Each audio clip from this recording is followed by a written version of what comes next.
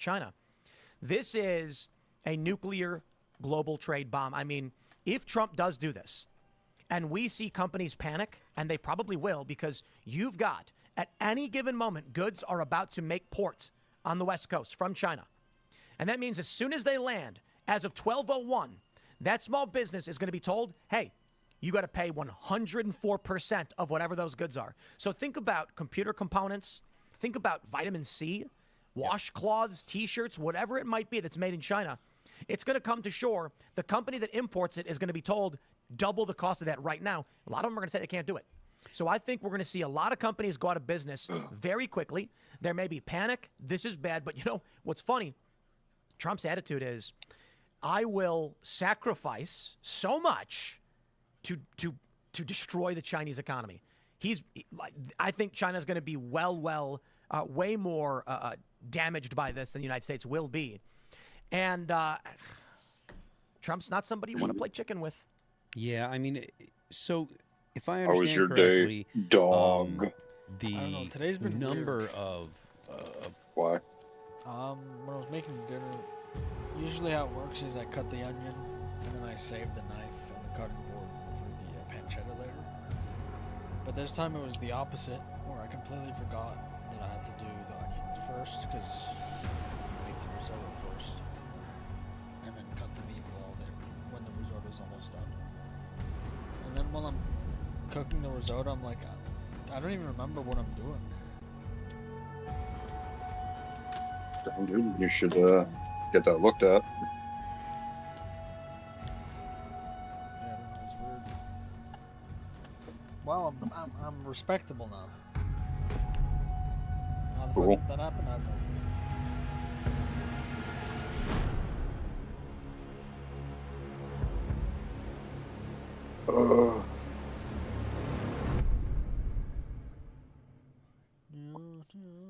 Risotto is just rice, right?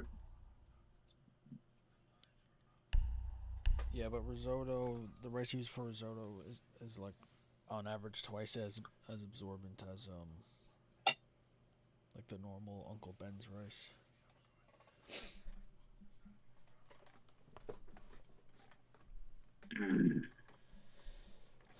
So with like the one you get with Uncle Ben, which I'm surprised they haven't changed that name and changed the picture.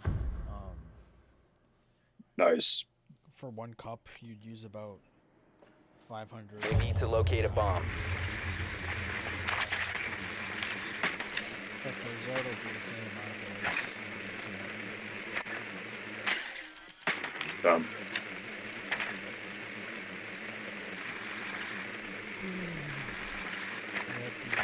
it's more creamy, and there's more starch. Your drone has found a bomb. People say it's mushy rice, but just because it's creamy, it's not mushy.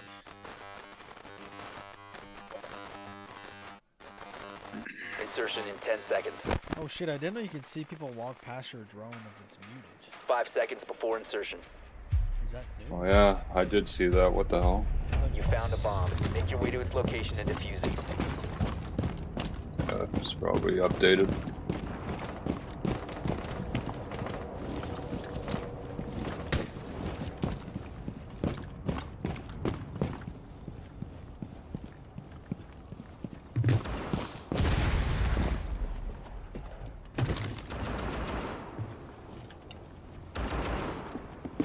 Wait, just wanted to let you know, I think you have open mic on.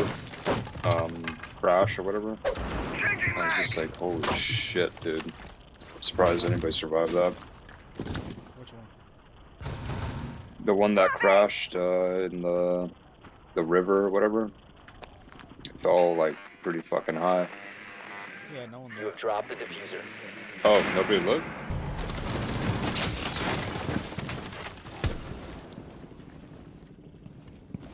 I swear there were like survivors, weren't there? Op 4 last stop standing. Oh well. Guess my instincts were right.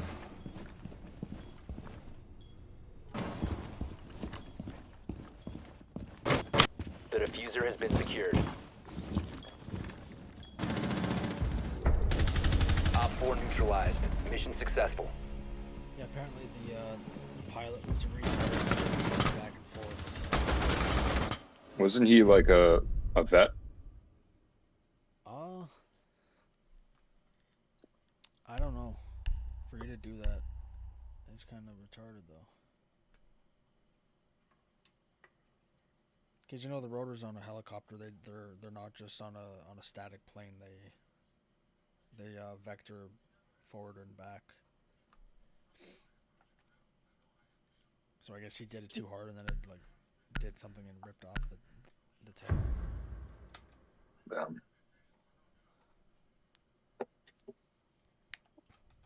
Well, We need to locate a bomb. live and learn, I guess. Oh, I guess they're dead, so.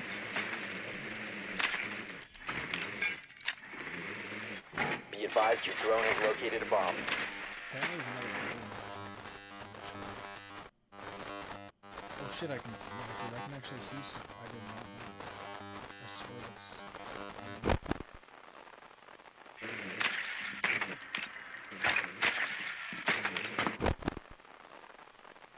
Hmm. 10 seconds to insertion. 5 seconds to insertion. Proceed to bomb location and defuse it.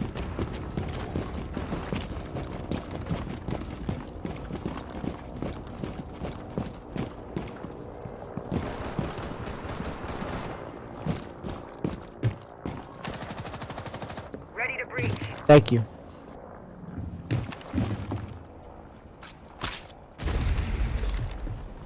Missed me? Drone activated.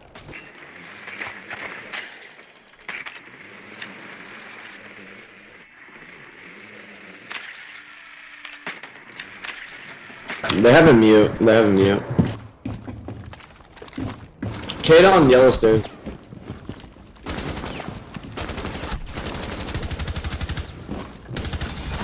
Nice. How the fuck did you live? Is that guy's garbage?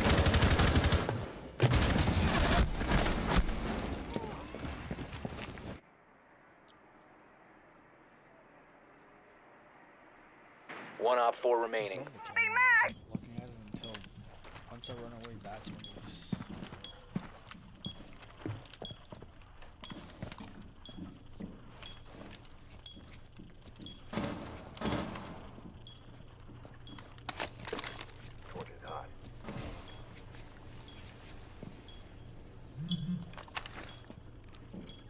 Let's see who's Must nearby. recover the diffuser.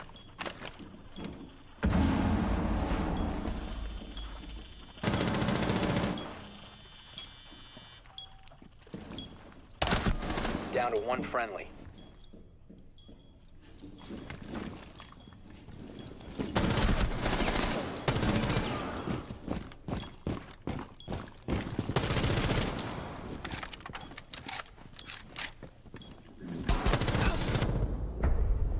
Op 4 eliminated.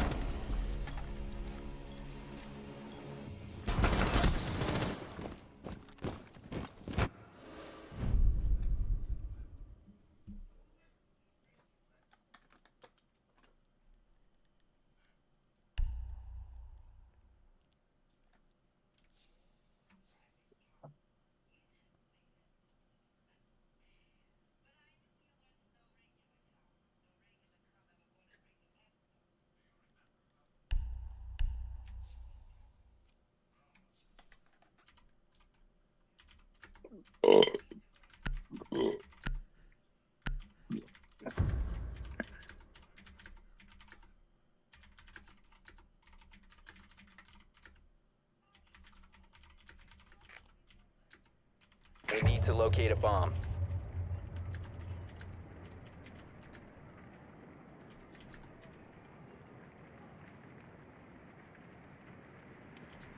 Bro, what are you fucking typing out a fucking essay, dude? Like, Jesus Christ, man.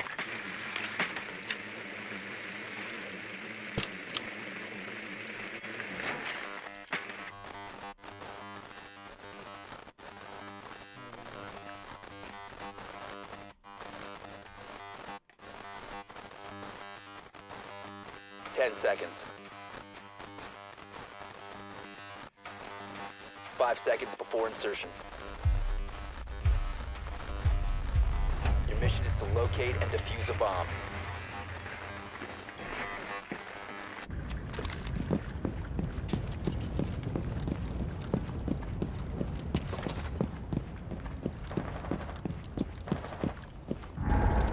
Loading mag!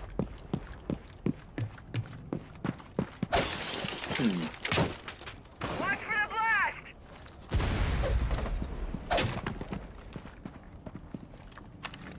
Deploying drone.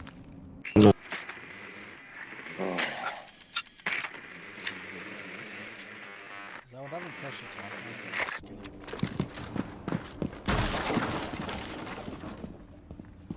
about? Auto breacher deployed. They have a Capcan.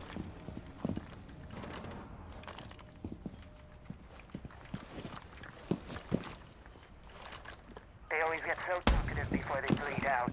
You have dropped the diffuser.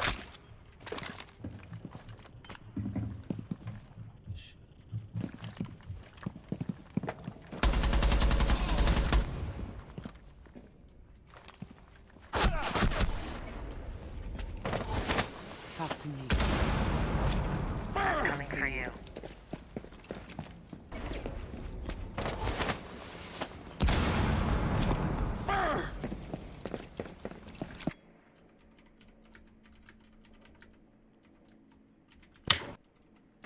Is she interrogating you or should I come get you? Down to one friendly. Yo, you know what? I'm just gonna sit outside and let them push me.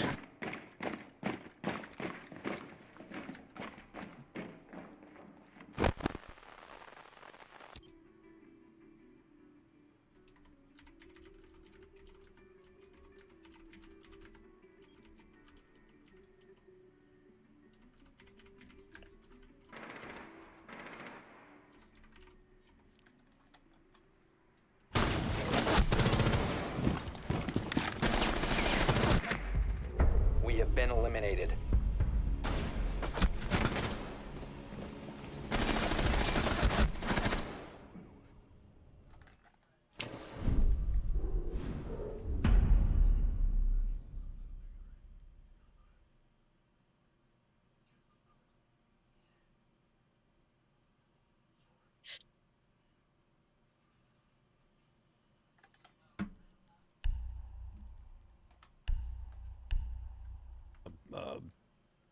Products that are coming in from China that go into all the type of things that are manufactured here.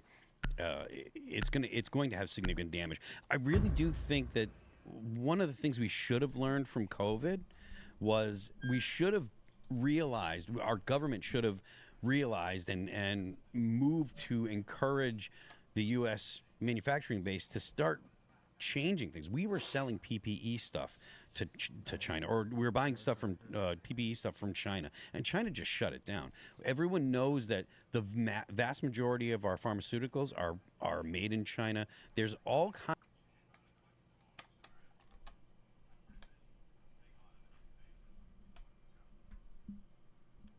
This game busted, bro. Protect the bombs.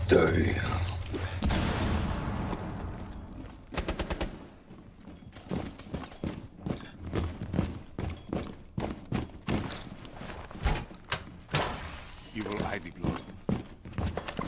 Locate the bomb.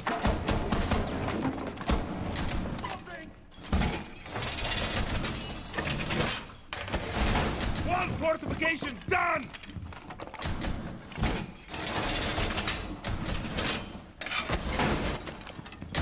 10 seconds left. 5 seconds and counting. Evil eye on watching. Bomb located by Op 4.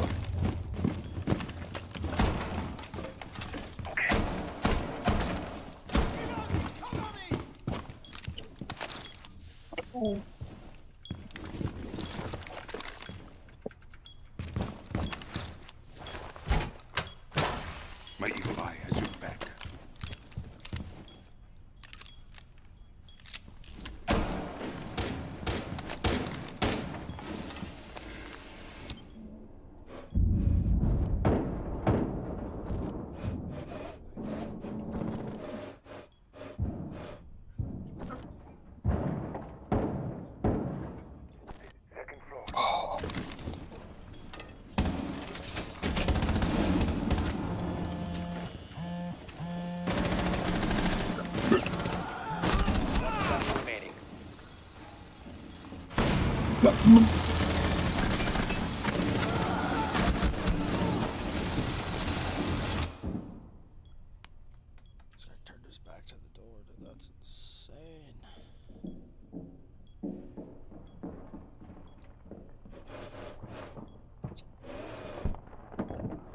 Op 4, last stop standing. Mission critical. Bomb diffuser activated. Diffuser located. Disable it.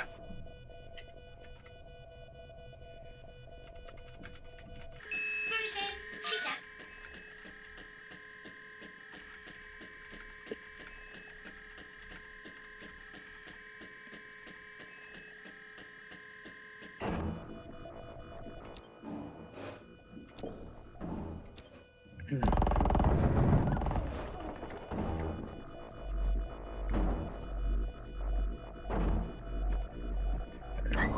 have Kinds of disabled the bomb necessary diffuser. products Good work. that are made Mission successful. in China. And Nice. whether or not you consider China a rival or openly hostile to the United States doesn't matter.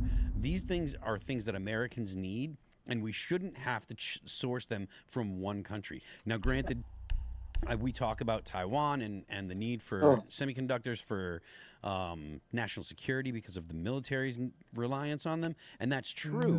But again, there's a plan that China has that 2027 they're going to take back Taiwan. They say that 2027 is the year, and if that's the case, we've got a year and a half to start sourcing semiconductors. These are all huge. This is shutting down their timeline. Yeah, this is well. I got to be honest. I don't think Trump backs off this no matter what. I think when Trump says if China Secure the backs area. down, Keep the bombs protected. he'll not do this or whatever. I think it's BS. I think Trump is just trying to find a trade casus belli so that he could cut off China and effectively implode their economy. I mean, China does have, they rely on the U.S. for a lot as well, and they've got significant problems. They've got a lot of debt. They've got an aging, significantly older population. We have all those things. Yeah, but I mean, China's got 1.5 billion people. Well, a billion, maybe. But one of the things They have way more than 330 million. Did they end their one-child policy like Because it wasn't working so well. But there are reports that China's been lying about their population. Oh. Yep. Yeah, Bomb but even location still, they secured. do have significantly more people than we do. Evil eye is You know. Well, what's interesting is, like you said, 13.4% of American imports are from China. Conversely, 6.2% of American imports are from China. But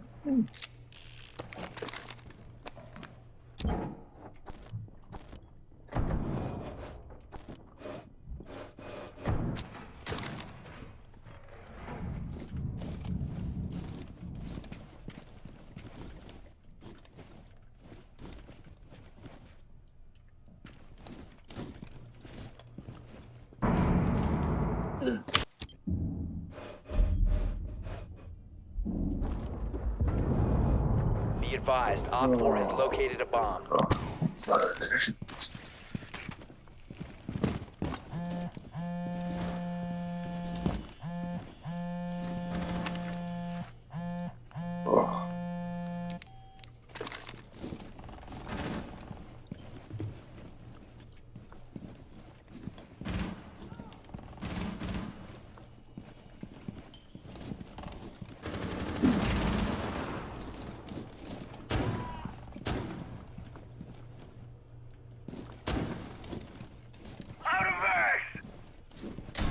Op 4, last operator standing. Granata!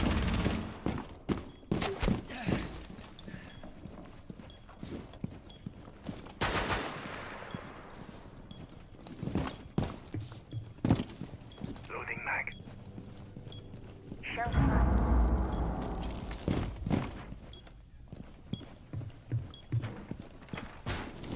Azerbaijan.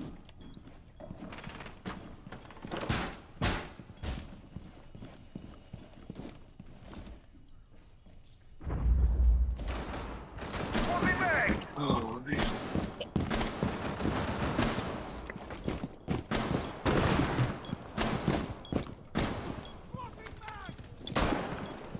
Holy fucking shit, Op 4 dude. eliminated. Mission successful. But 30 to 35% of Chinese exports are foreign invested enterprises. About 10% of that is American. So that's going to be a huge, just based on the fact that 30 to 35% of their economy, and that's 1/3 of their GDP, is based on foreign investors and foreign enterprises. I think that's going to be So 10% of their GDP is exports to the U.S.? 1/3 of their GDP is tied to foreign invested enterprises. Oh, and 10%. 30 to 35% of Chinese exports are tied to foreign invested enterprises. Oh, I About see. 10%. Oh yeah, that's what I wanted to talk about. So about 25% of China's economy is Nigga, you think I care? Say no, just shut your fucking cunt. 25% of it is real estate. A little bit over 20% is exports, and then about a third of it is just foreign investments, which is kind of like stuff and all that stuff. And the thing is, right now, their housing market is fucking terrible. So the 100% tariffs on exports from China is gonna fuck them up really bad. I just thought that was funny. Yo, why aren't you laughing? Laugh. No, laugh. You don't have to laugh to think something. Laugh right now, you fucking piece of shit. Percent of that 30 to 35 is American. Interesting. So, and that's not even to account for like the rest of this 30 to 35% could be countries we have influence over. This is really interesting, actually, because let's think about it practically. There's a company in the United States, and let's say they manufacture lipstick or something. I don't know. They toys and video games. Let's see. They say that textiles, furniture, bedding, lamps, toys, games, sports equipment, and other miscellaneous manufactured items amounted to about half, 53.2 of U.S. imports for those that genre of commodities. In the United States, if you're selling baseballs and Trump says 104% tariff on China, simple. You call up a company in Vietnam and say, "Can you make baseballs? We need a shipment ASAP. We're cutting off China." In China, however, those factories walk in and say, "You're all fired. Yeah. We can't sell anymore to the United States. Nobody's buying." That's why I don't think Trump backs off this. I think this was the play all along. I think Trump is trying to isolate China. That's why these 70 other countries are negotiating, and he's cutting trade deals, or he wants to. And this tariff on China is basically, we're going to nuke their economy. Trump, I think he's coming in and he's basically saying, we do not want a multipolar world. There will be one power on this planet, and it will be the United States. And Trump's not going to back down from that. I mean, I suppose that could be the goal. As far as economic powers go, there's going to be a lot of pain because of this, and I'm not sure. Secure never the mind area, keep the bombs economic protected. implications, but I don't know what's going to happen to the party at all. Like moving forward, I don't know if Congress is going to allow this because technically, What can they do about it? Congress is who's supposed to actually enact tariffs and stuff based on Trump's. He's doing it under a specific provision based on national emergencies. Yeah, sure. Fair enough. But Congress can get together and say, "Hey, this is not your. You don't have the authority." And whether or not you like that or people like that, they might. I don't think so. 10 seconds remaining. Going out. 5 seconds to insertion. Barricaded. Increase surveillance on 4 has a diffuser.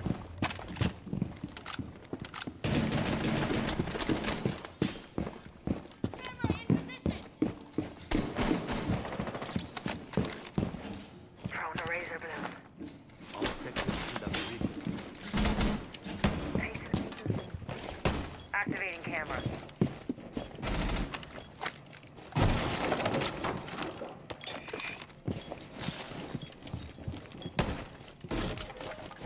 Activating camera.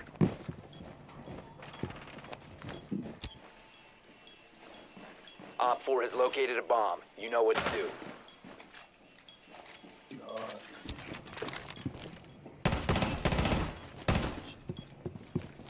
Shelter.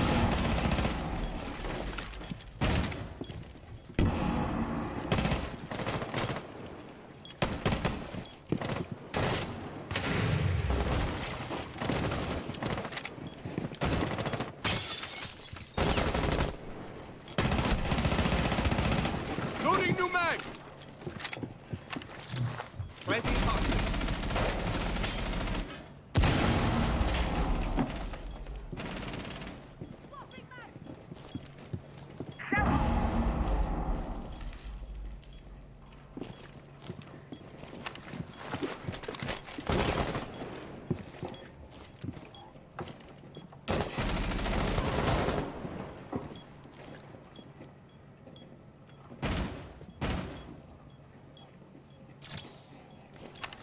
Needles.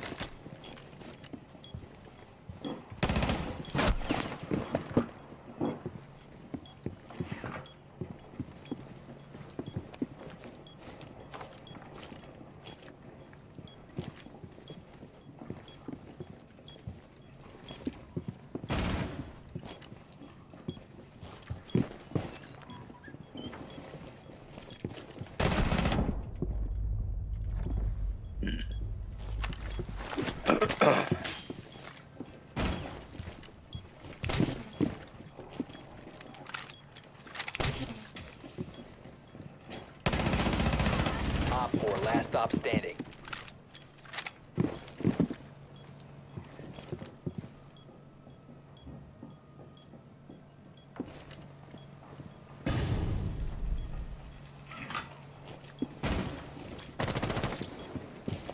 One friendly remaining.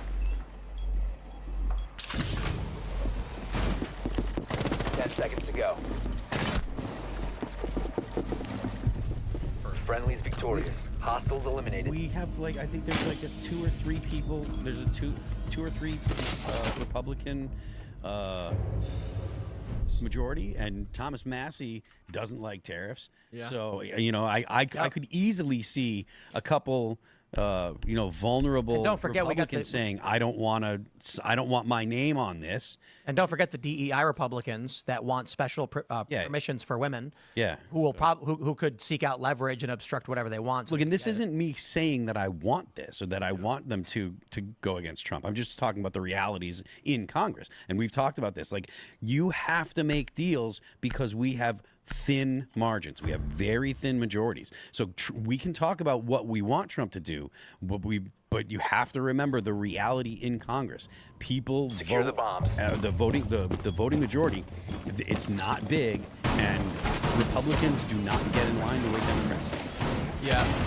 Well, I think, like Tim said, a lot of people are going to outsource to Vietnam, and I also think, or other countries like that, and I also think that there's going to be a lot of skirting of the system. I don't know how Trump's going to respond to it, but like, we just saw Apple fly in, 5 planes full of iPhones from India. Don't refresh it, don't refresh it, don't refresh it, don't refresh it. In Don't. addition to Yeah, I'll blip there. this problem just wouldn't even exist if in the 1970s and 80s, when all of our corporations started moving to China, India, seconds remaining. Indonesia, Bangladesh, whatever country it is, if we just said, all right, so you guys are moving there for slave labor, basically. You want to pay people 10 cents an hour. Op 4 has yet to locate a bomb.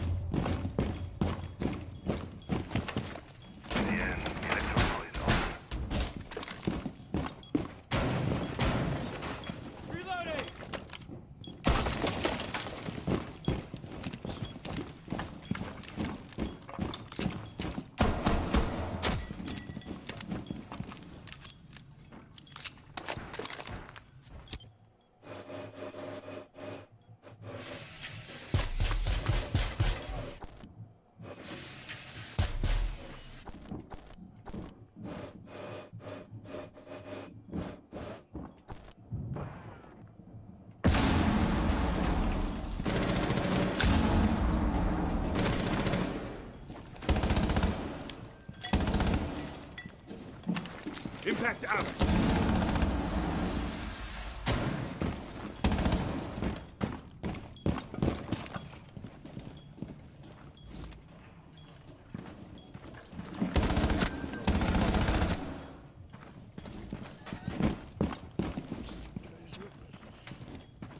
Reloading.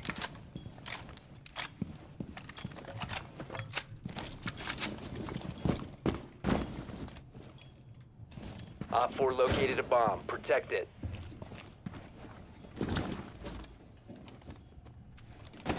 Op 4, last operator standing. Op 4 eliminated. Mission successful.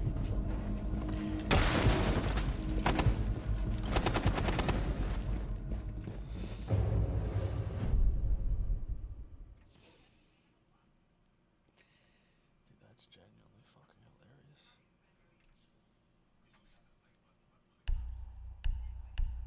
Produce whatever you have in a sweatshop. If we just said, all right, so let's implement a tariff on these countries that is a counterweight to whatever the difference in labor cost is, but we didn't do that. I mean, shoulda, coulda, woulda. Screwed. Yeah, exactly. You know, but now it is too protectionism. late, and now we have the gun.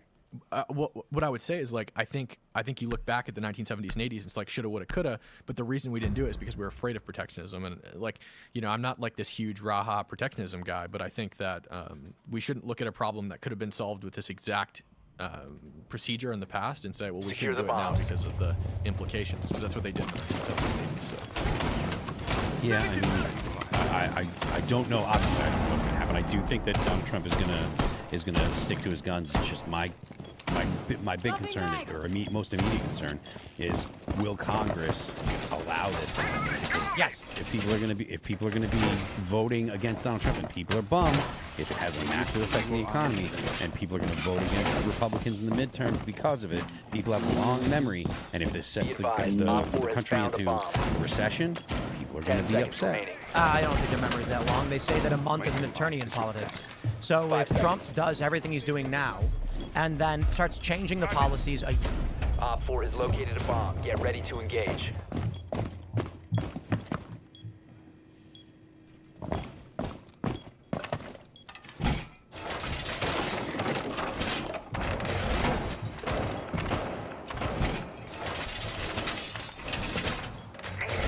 Wall secured!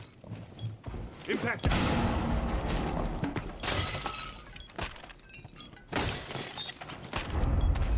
Gotta reload.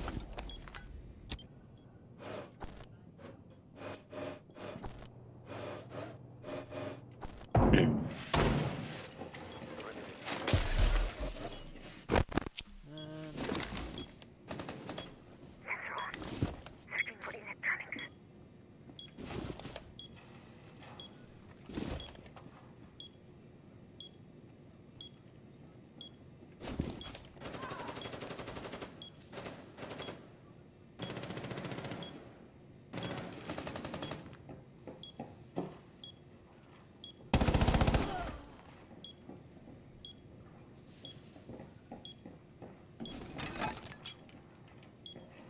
Servers. It's Ash. One up the wall. More 2. Thermite. 90. Thermite is also swinging. Swinging server door. One more. She's here. Remaining. So crouch pushing. In the corner. Friendly's Bro, victorious. do you have a fan Hostiles on or eliminated. something? When you talk, all I can hear is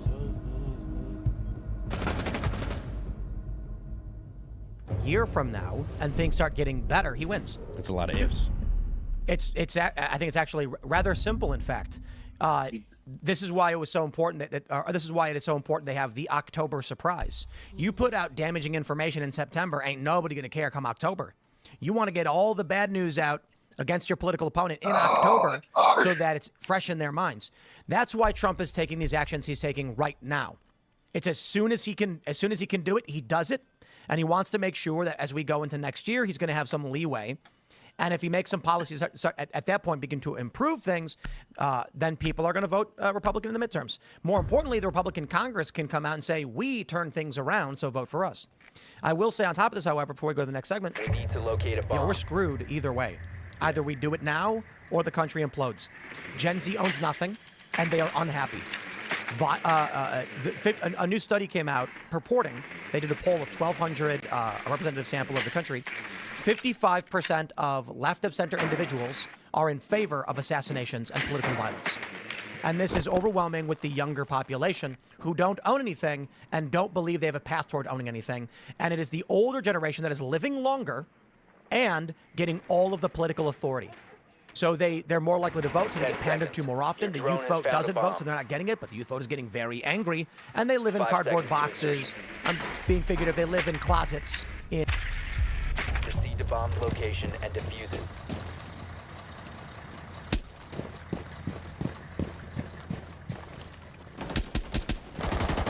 We'll drop the diffuser. The diffuser has been recovered.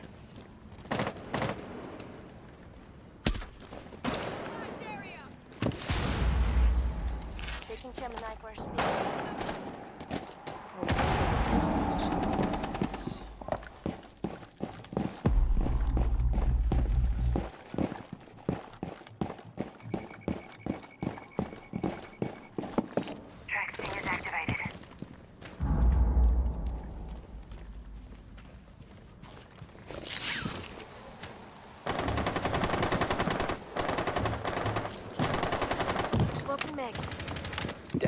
friendly.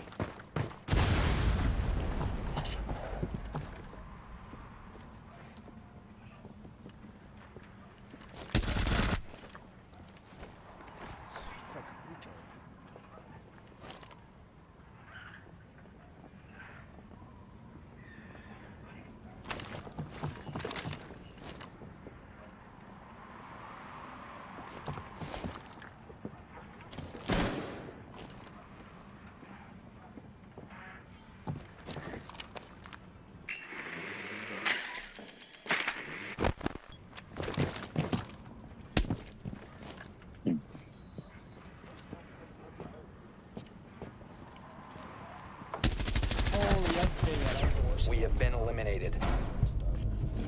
I was.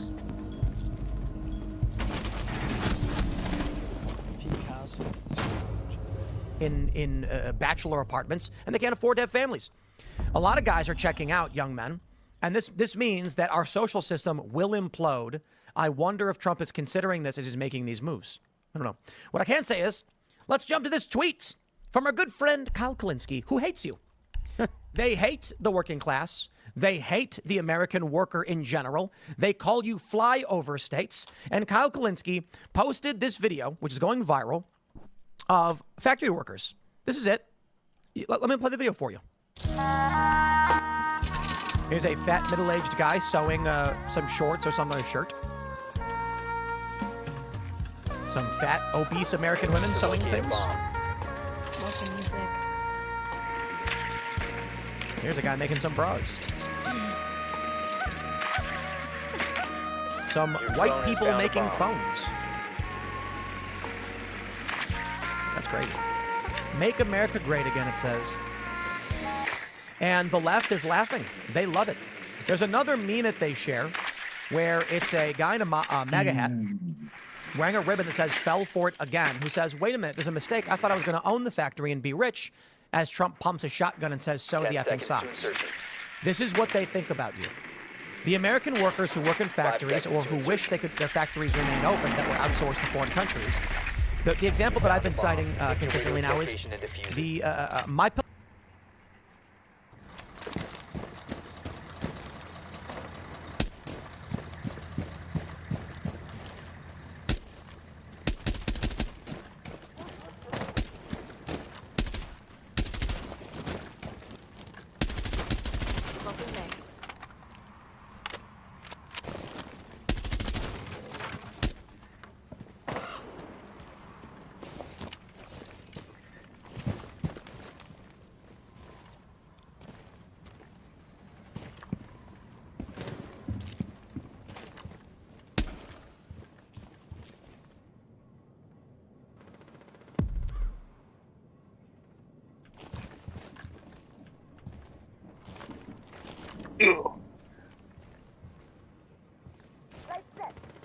Death bar tracker out. Lights on.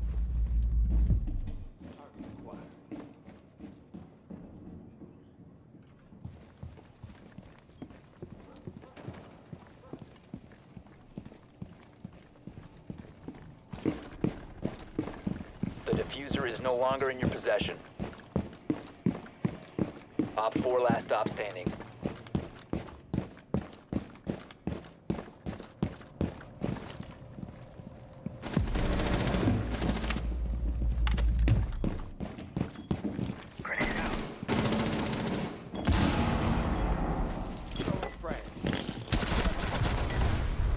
Op 4 neutralized. Mission successful.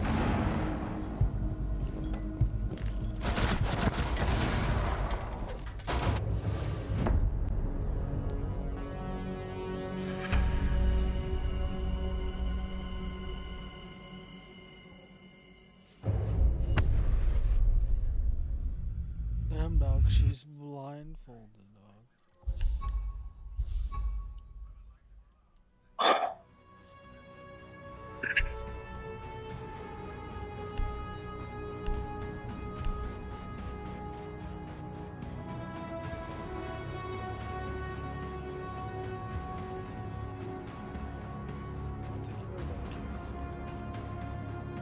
She was autistic.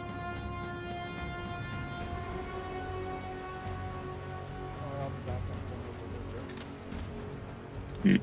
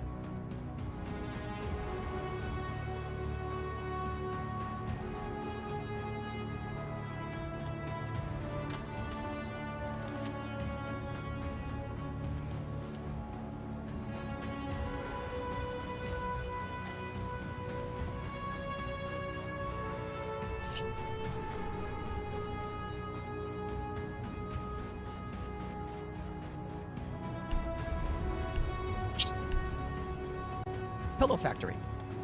You got a bunch of workers at the My Pillow Factory who love their jobs, and they're making socks, and they're making pillows. And the American liberal is making fun of these people with AI-generated memes, mocking the idea that Americans would want to work a job that pays well.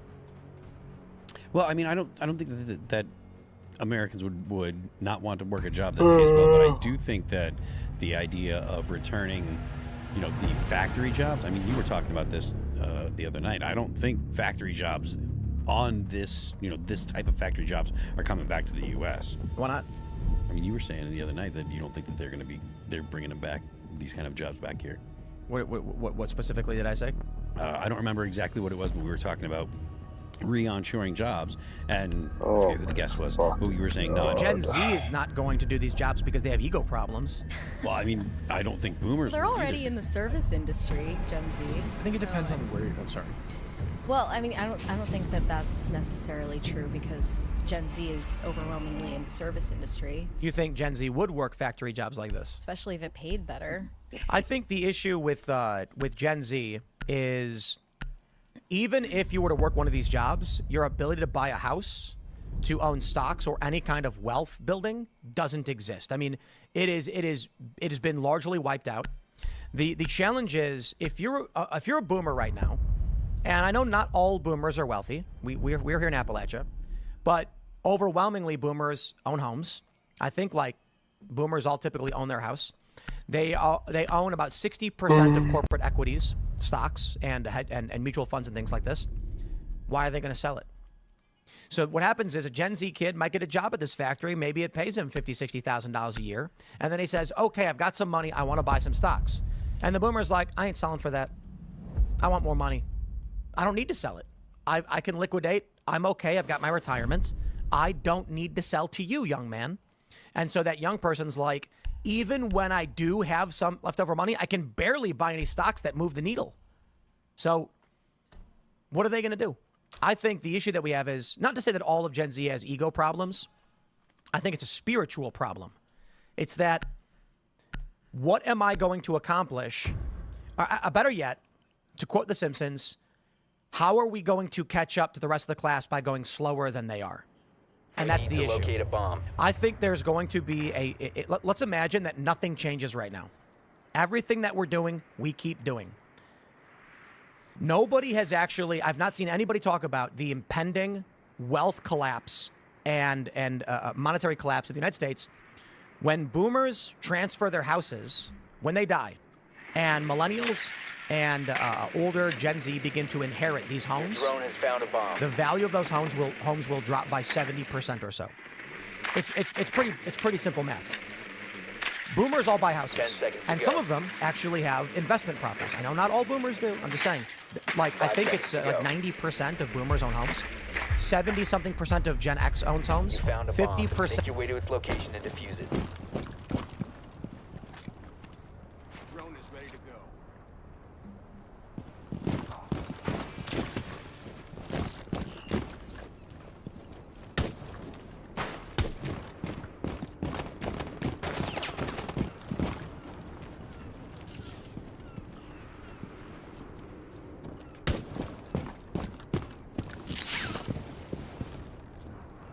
You have dropped the diffuser.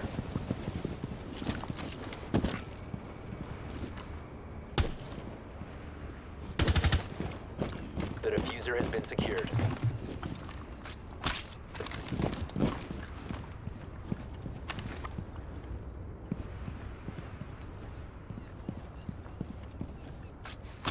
You must recover the diffuser. Mine is up.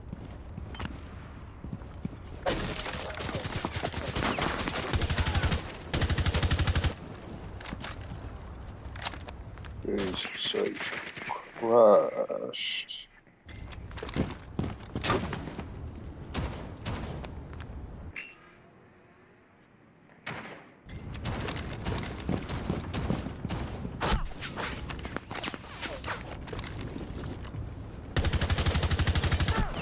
Friendly, last operator standing. How is he The not diffuser fucking is now dead, secured. bro? Bro, you fucking suck. Why is everyone...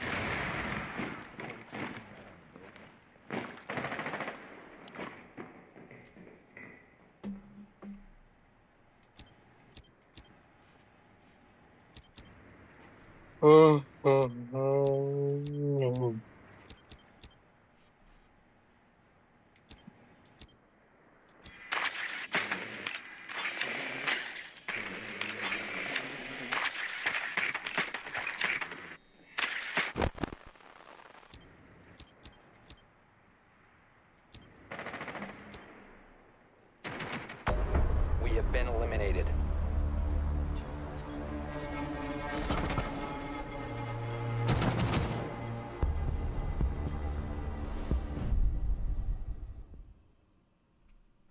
Of millennials own homes, and it's I think only a tiny fraction of Gen Z actually owns homes.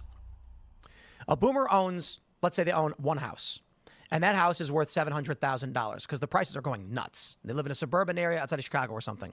They die. That house goes to their millennial kids who say, I don't want to move to the suburbs of Chicago. I moved out. I live in New York.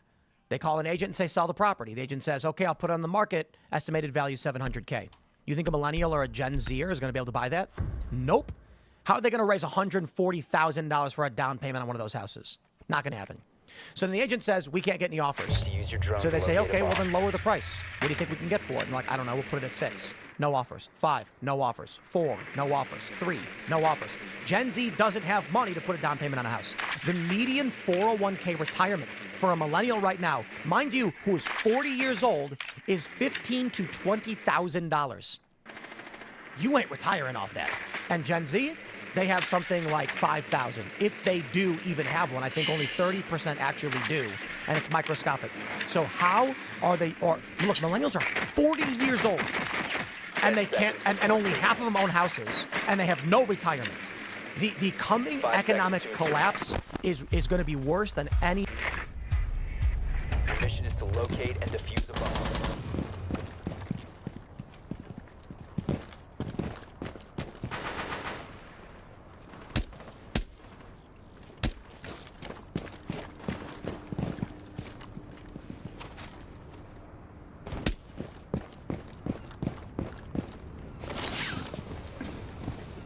Establishing link.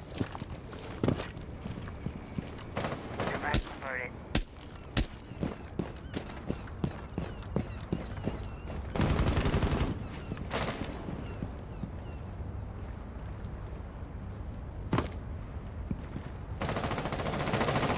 Must recover the diffuser. Converted device. Resource converted. Start hacking.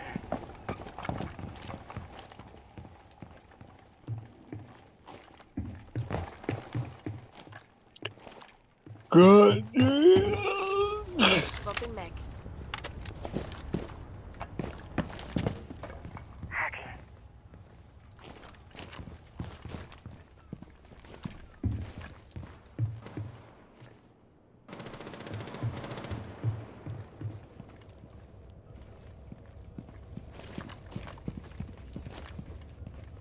Boogie deployed. You have located a bomb.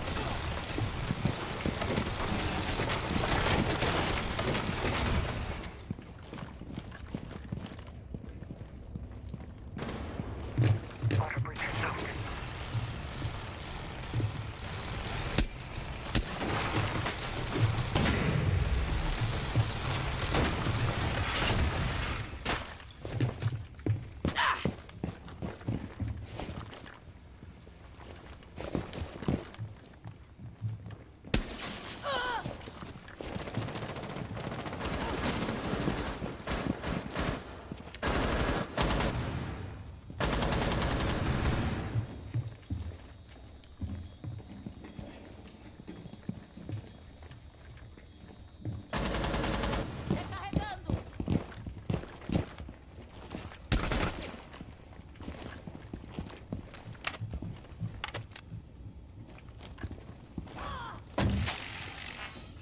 Sending out Gemini.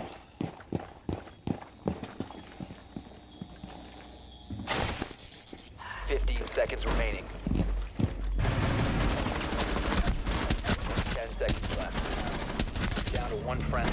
Op 4 last operator standing. Get me out of this. Op 4 neutralized. Mission successful.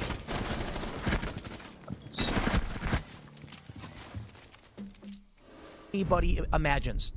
The moment the boomers start dying off, and I mean that with no disrespect, but when they start aging out and passing on, and the properties and the equities and everything they hold transfer to the younger generation, that wealth is erased overnight because no one can buy it. And if there's no demand and no ability to buy it, the price is going to collapse. Right. It reminds me of these practically ghost towns in Japan that are outside of the city, because this is mostly because of their low birth rates.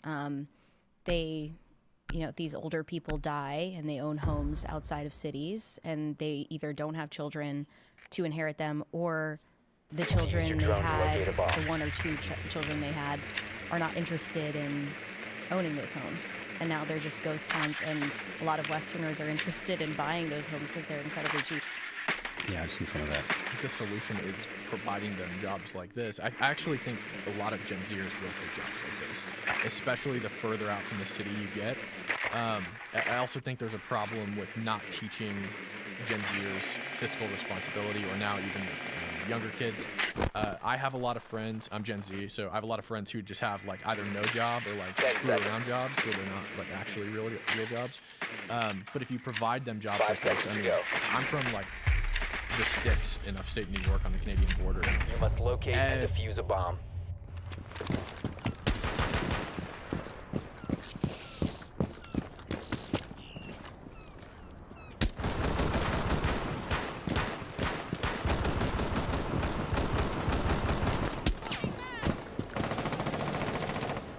Activating drone.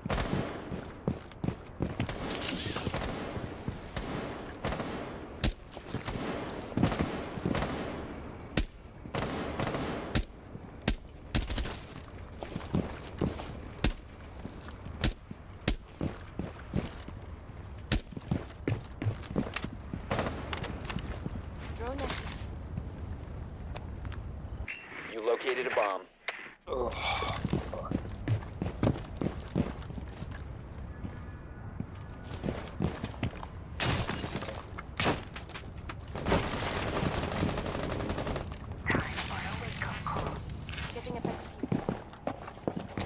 Shoot.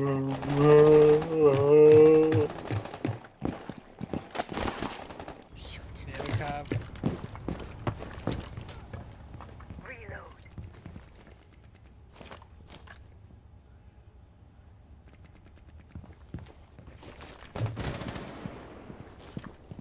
Hmm.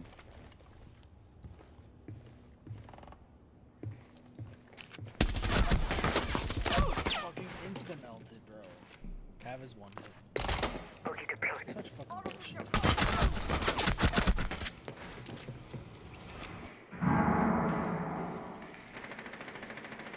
Swapping mags.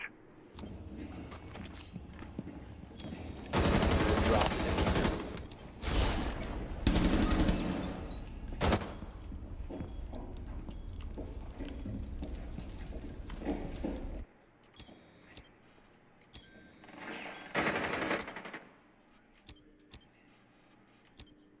The diffuser is now secured. Op 4 last operator standing.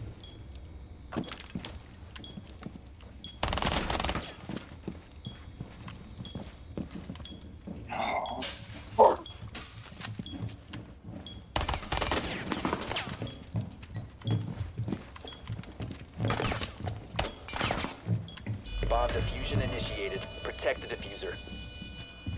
She might be coming downstairs.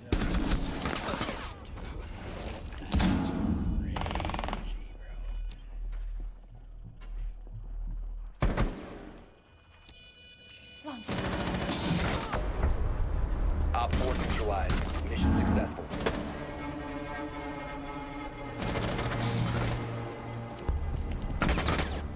Everybody wants to work up there. When I was in high school, everybody wanted to work on a farm when they're 14, like they're itching to work. And that's not the same for the cities, and the closer you get to the cities, it's not so much like this. But there are definitely Gen Zers, like I think a high number of them that would take factory jobs like this if you put the factories in the right spot. There's another scenario. What's that? When the millennials inherit the homes and then put them on the market, BlackRock buys them up. Right. And then you will own nothing, and you will live in the pods, and you will eat the bugs. You're talking about the factories being in the right places. The problem is Gen Z wants to live in either suburban or urban areas so that they can have opportunities for consumption that are actually accessible to them, because obviously they don't have the capital to buy Secure homes the area. Keep the and make bombs investments. protected. The only consumption that's accessible to them is basically DoorDash and streaming services. So they want to live in or near cities. So are the factories going to be in or near cities? I don't think so. I think you put them in places where the culture is working. Bomb So location like, I come compromised. from a Plan minority, accordingly. so everyone, not a lot of people when they get to like a legal working age, like 18 to they're out of high school, 18 to 25, they go and work in the mines, and they're happy to do that, and they love it because 10 they're making seconds good left. money, whatever. So you have to put them in places where the culture is to work, and I think when you put factories in those places, the town around it will develop on its own. Op 4 is And it's Get not ready like to engage.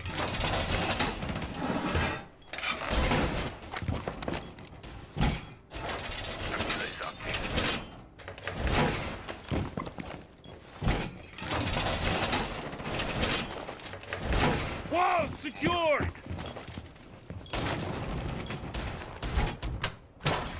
Evil eye on watching.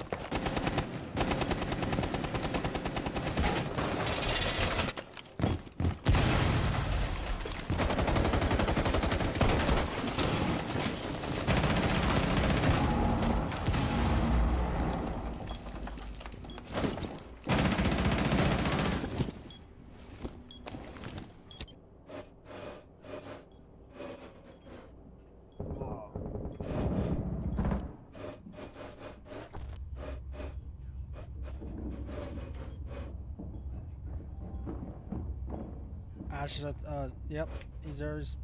Hostile found. Oh my god, Op 4 last stop standing.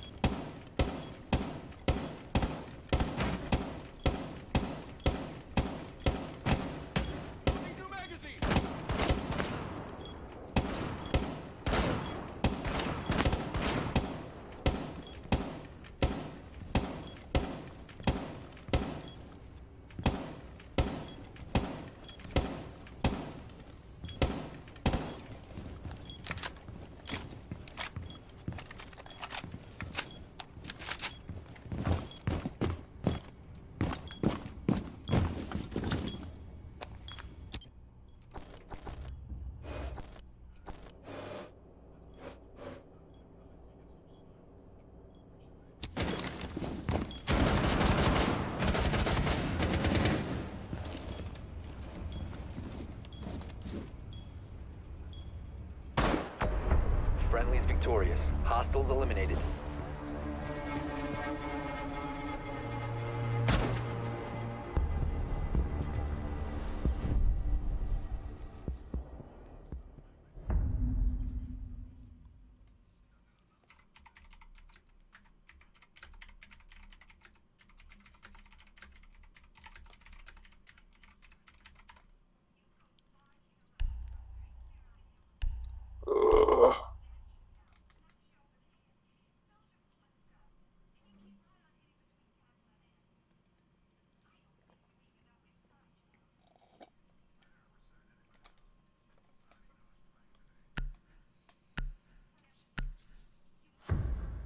Damn, that three-piece kill cam kind of. Protect the bombs. Okay.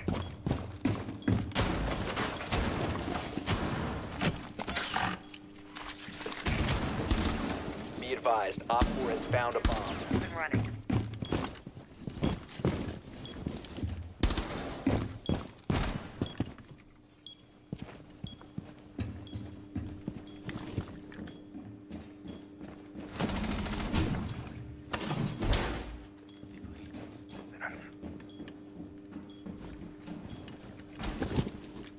Seconds left. Reload. Orca's ready. Shoot it if you need it. 5 seconds left. Bomb located by Op 4. Camera feed up and running.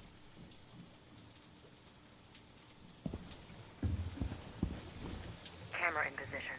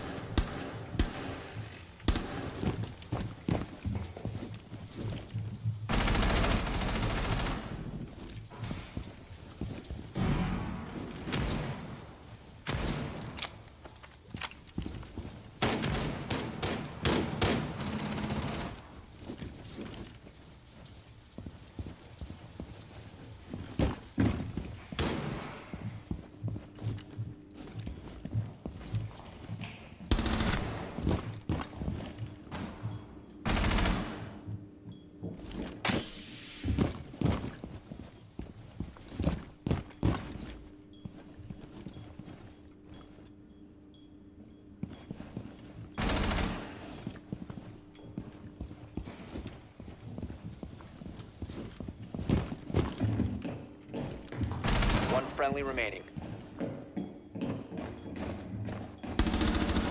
Op 4, last operator standing.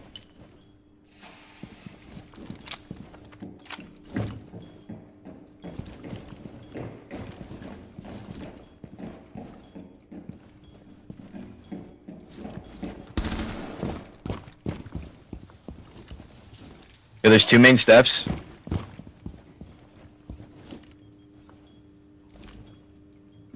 I can call if he walks down yellow stairs. Walking down main, walking down main, walking down main.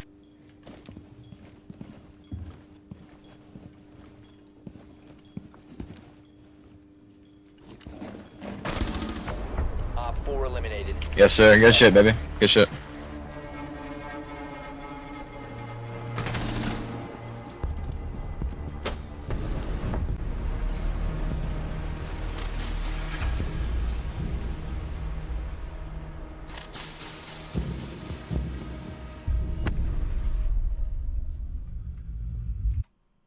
Like a mine where I'm from, the mine dries up, the town goes to crap. But you know, I think the issue largely is that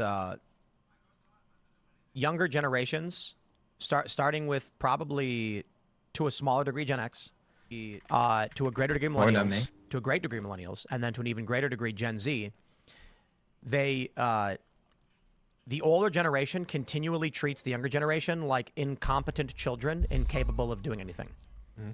So whereas a 22-year-old man should be either running his own shop or the manager of a business or you know, doing like a mid-level position with starting out his family, buying his first home, having kids.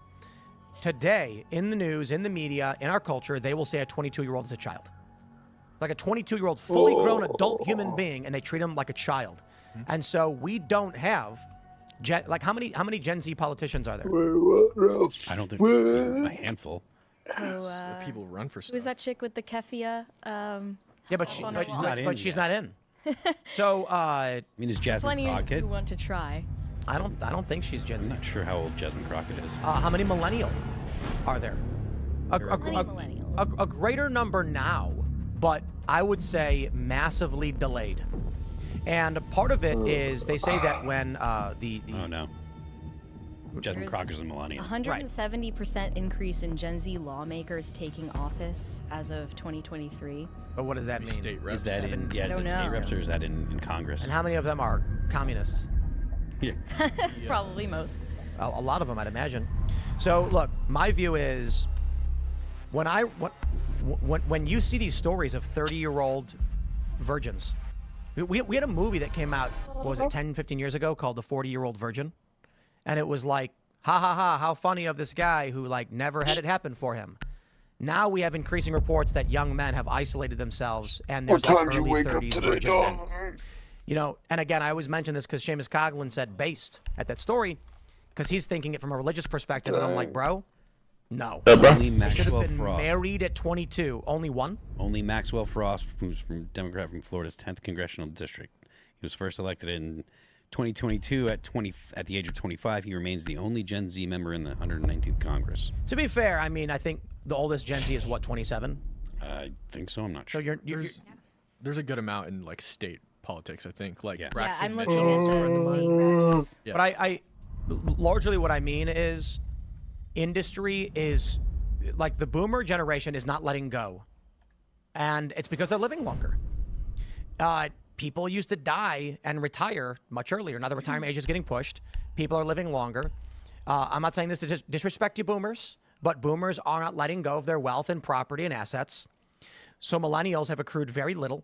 Gen Z has accrued much less. And still, Gen Z and millennials look up to boomers who are past retirement age by now. I think it also goes back to, like I said, Everyone forgets Gen X, by the way. That's why I didn't mention them. Yeah, well, we're quiet. Fiscal education in school. Like nobody. Another problem is like Gen Zers do have some degree of money. It's not a lot, right? But they're not. They're also not taking any of their money and investing it. They're not taking any of their money and doing anything with it that will cause that money to grow over time because they're not taught Use to your do drone that, to which is a locate a problem. Because if you don't start saving for retirement until you're 45 years old, you're probably not going to be retiring at the age of 65. Right? Look, let me just round out this segment by saying millennials can't retire. There's no reality where a millennial retires. None. Me? Well, I don't care. I imagine I'll end up like 80 years old doing some kind of show to a bunch of other 80-year-olds going like, yeah, I was watching the news on the virtual Drone has thing located a today. bomb. I mean, we're already complaining about the kids, so do complain about the kids. You're on my lawn again. Yeah. But look, man, when I pulled up the data seconds to today, because I was looking at the left, the youth left, 5 seconds overwhelmingly to go. pro-violence. Proceed to bomb the location and defuse it.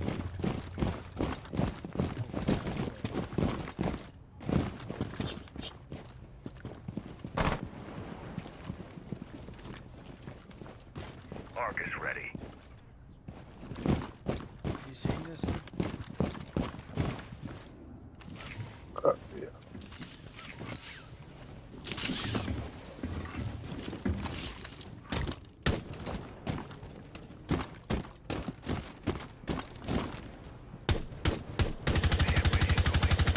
Sequence activated. Can deployed.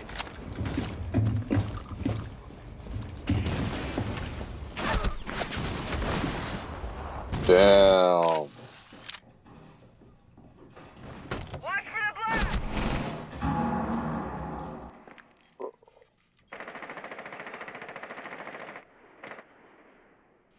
Breaching! Such horseshit.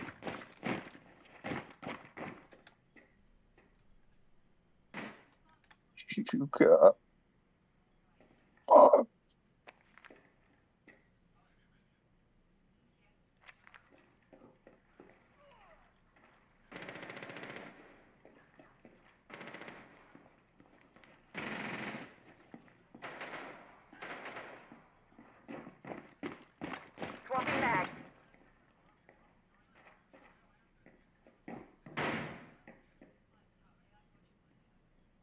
The diffuser is no longer in your possession. Down to one friendly.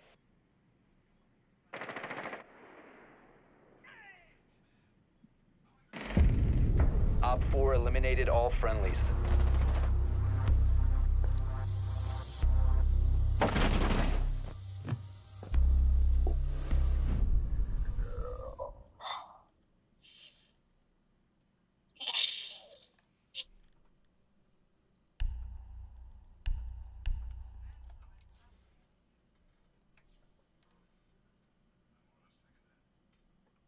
And I saw that the median 401k for a millennial is $15,000 to $20,000. I was like, all right, let's put that into wealth management with a historic return of 7%, where you can extract about 3% without hurting your principal. 3%. Mm-hmm. So you're gonna have a couple $600, or was that $600 a year? You're pulling 3%. You get $600. Good luck. 20,000. Wow.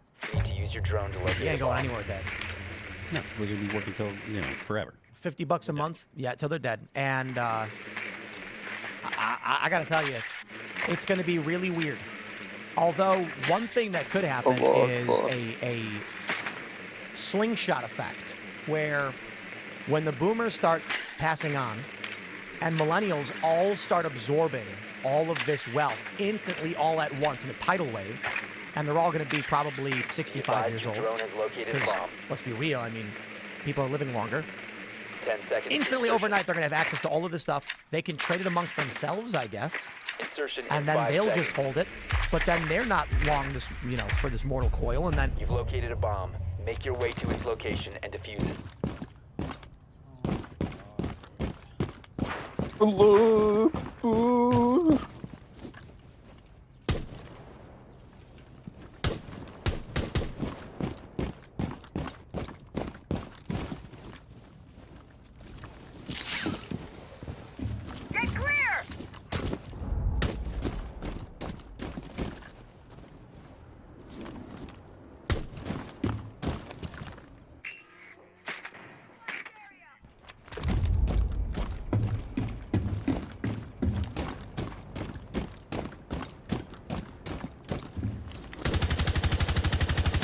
Changing mags!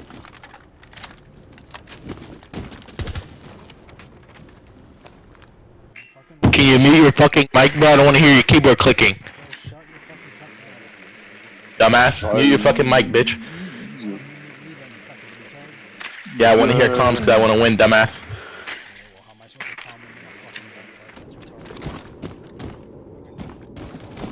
I'll push to talk, idiot.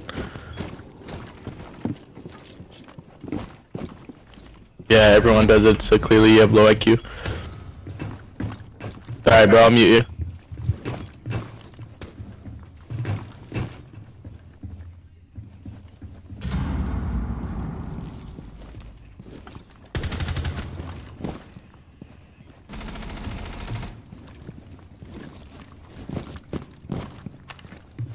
Activating drone.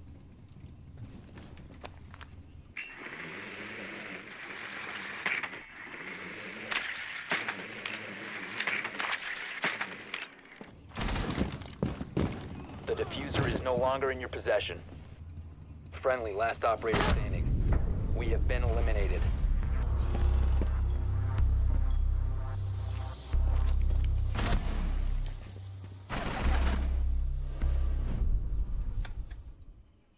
This guy just knows exactly where my head is every time.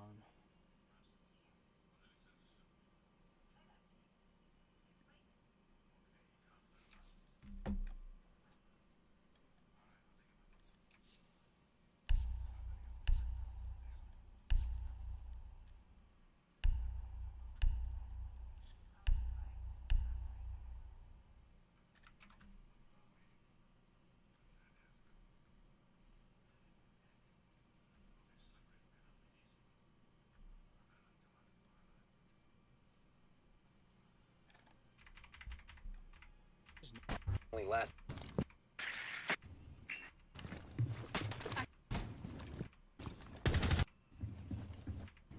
Thank you. Of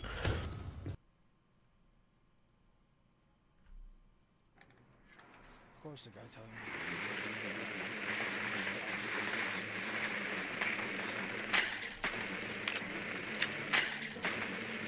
Is it?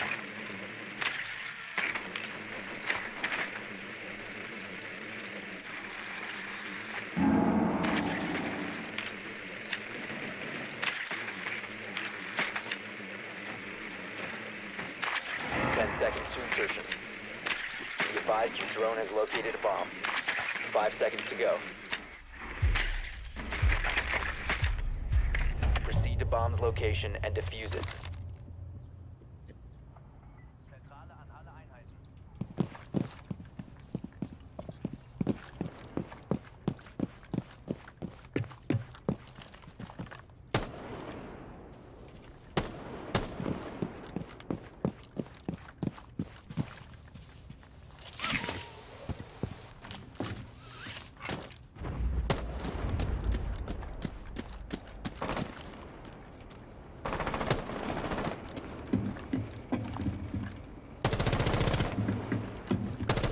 Reloading! Drone's up and running.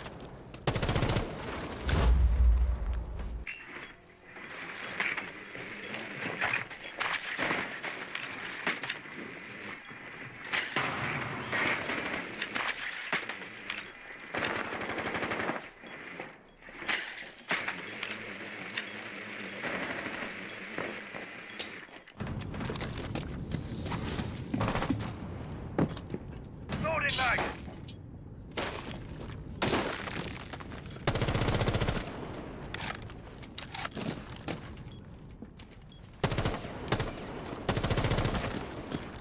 Loading mag!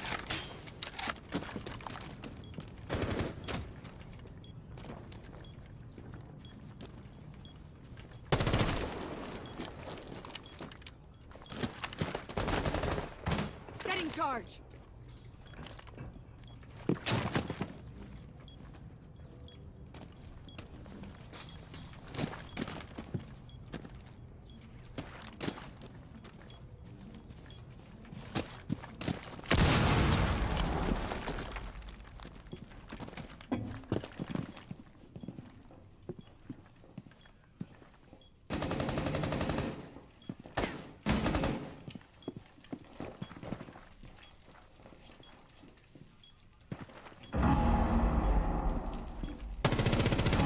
Swapping back.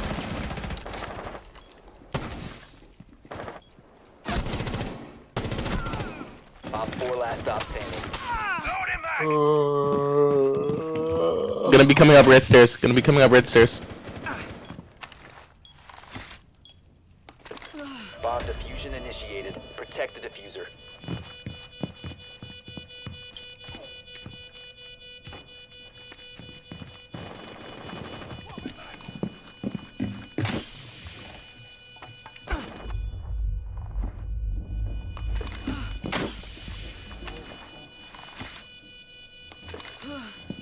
Right up. Cover me. Reloaded.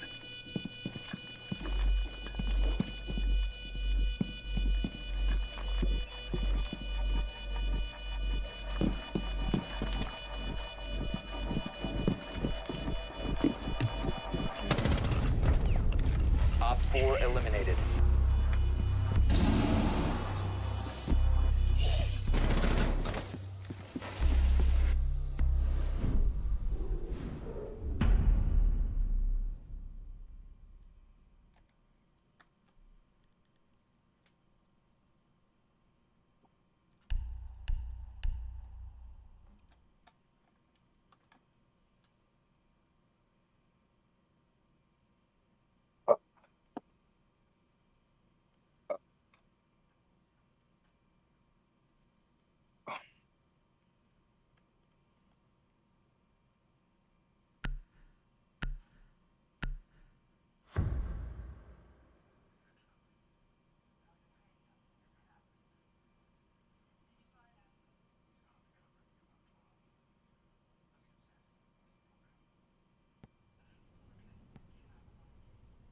Secure the bombs.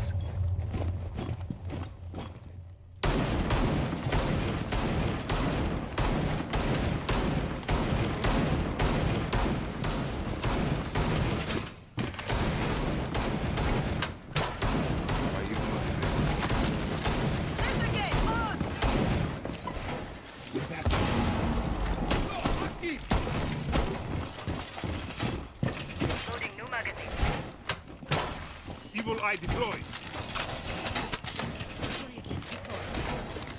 10 seconds remaining. 5 seconds. It's lagging again. You must protect your bombs from being used by Op 4.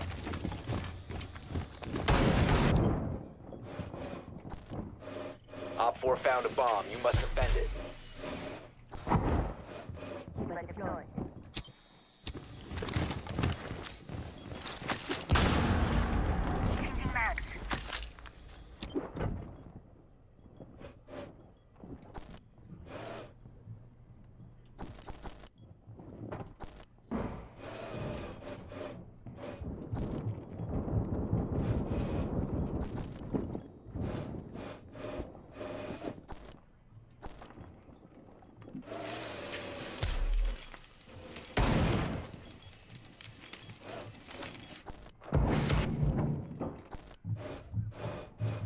Barrier is activated.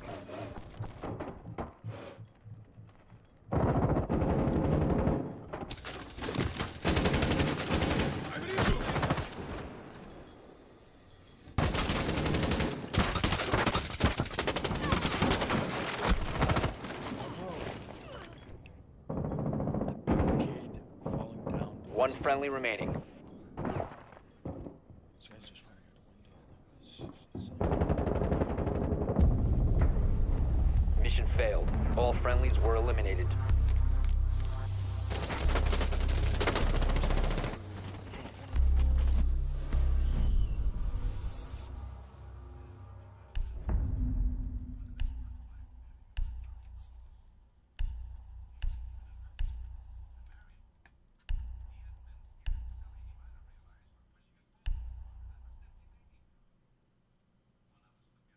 And there's no fix for what the like the FPS problem on this game. There's no fix. Apparently it doesn't even exist. Oh, fuck. Oh, what the fuck?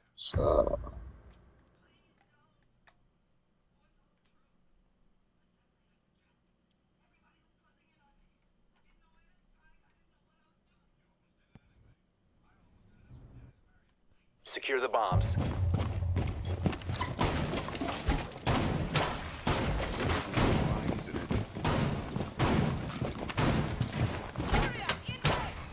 I utilize it.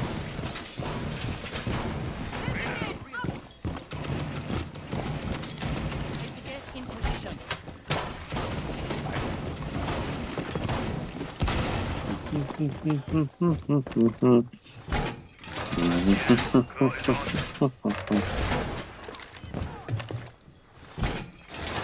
Down to 10 seconds. Be advised, a bomb location is compromised. 5 seconds and counting. Bomb located by Op 4.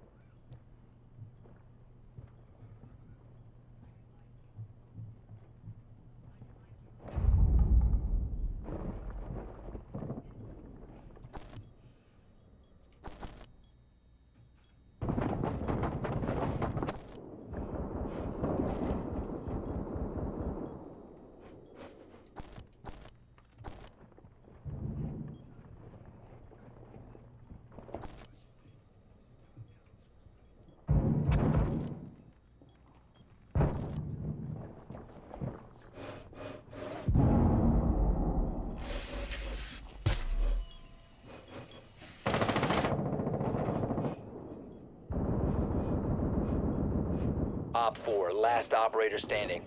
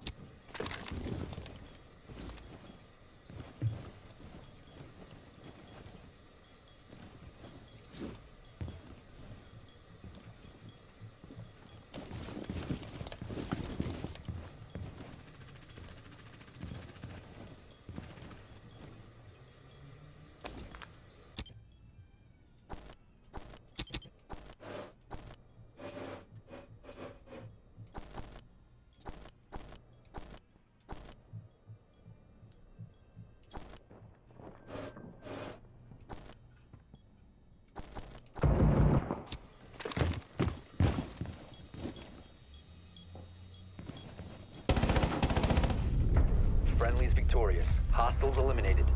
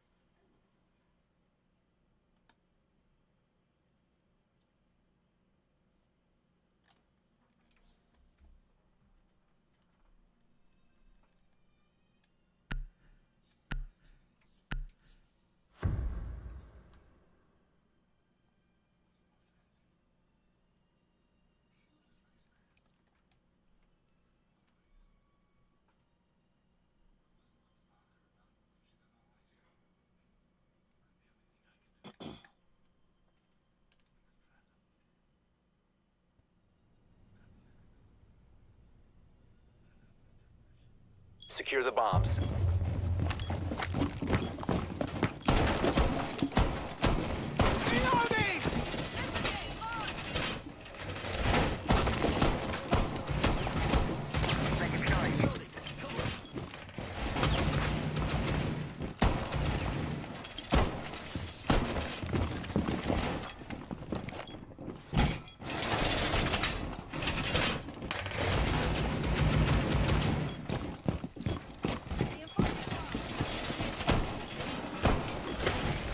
Seconds left. 5 seconds. Bomb locations are secure. Yo, we trolled.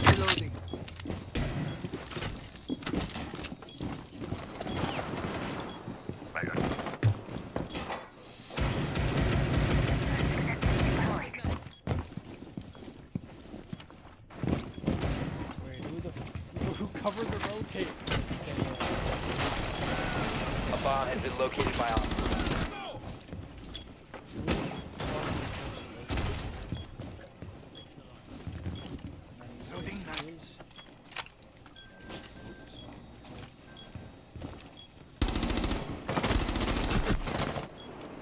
This fucking illiterate fucking retard. Whoa, dude. You better check that anger, dog.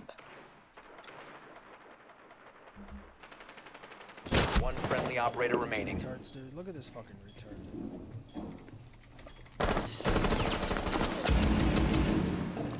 Why you gotta be such a fucking meanie, dog?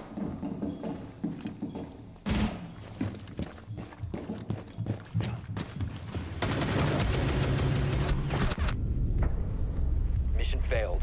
All friendlies have been neutralized.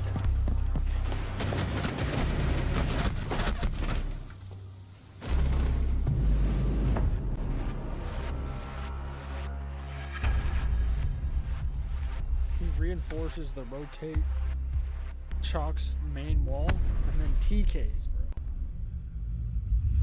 Unreal. Oh, see, I knew I played with this guy before. I knew I reported him, and apparently you can't report him twice. I knew I fucking played with that guy before. Well, I'm lagging and I'm losing for free. Is there a bigger indicator that I should stop playing this game?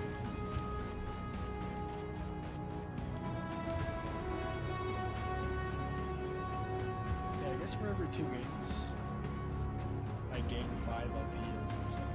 So that's the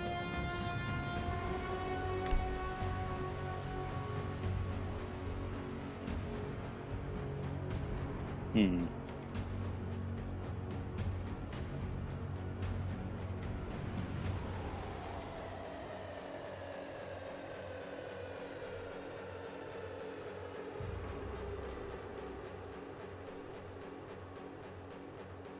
I wish I could have sent this guy a message.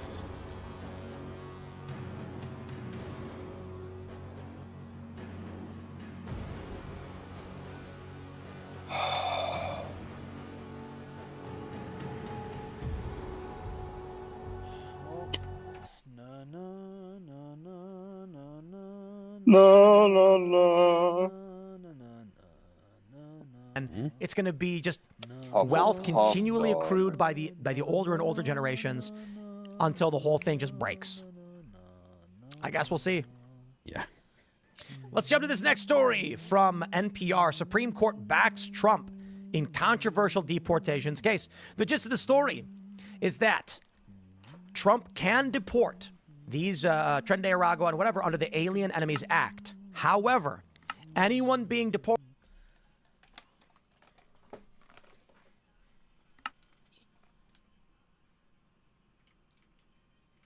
Damn dog, I made an automatic door dog.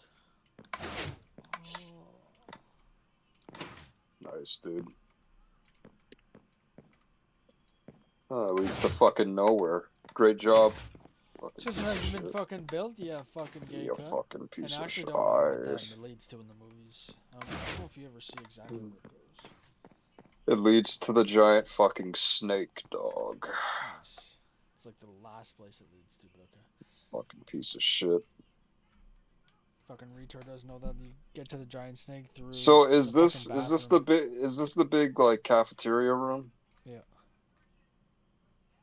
Hmm.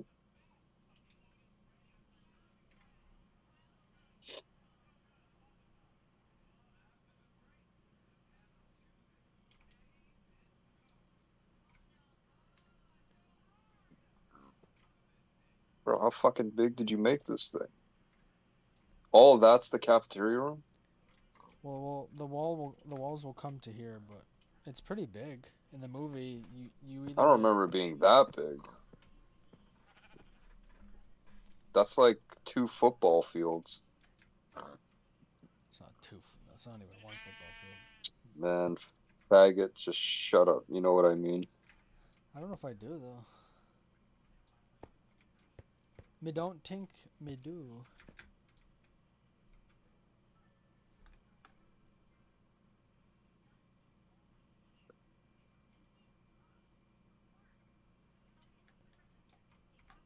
Deported must at least be able to get a habeas I hearing, should meaning change they the can challenge naming their string detention, because the game is which is playable. weird. It's not a Shut victory your for Trump. fucking cunt Sure, you can deport mouth. people, but good luck. You ain't deporting 10 million people when all of them want a hearing.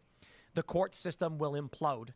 And then Democrats have created a de facto second-class citizenship in this country. On top of that, Amy Coney Barrett has betrayed the right once again, siding with the liberals to say, no, Trump can't deport people. Yeah, I mean, Amy Coney Barrett is not a reliable conservative, and that's not. I mean, that's obviously that's one of the more obvious statements I think I've ever made.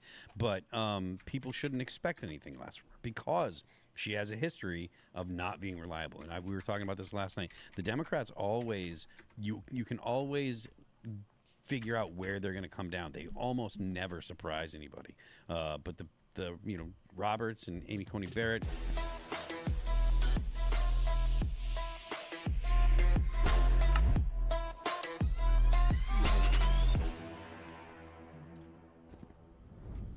Ladies and gentlemen, and welcome to another episode of The Flank.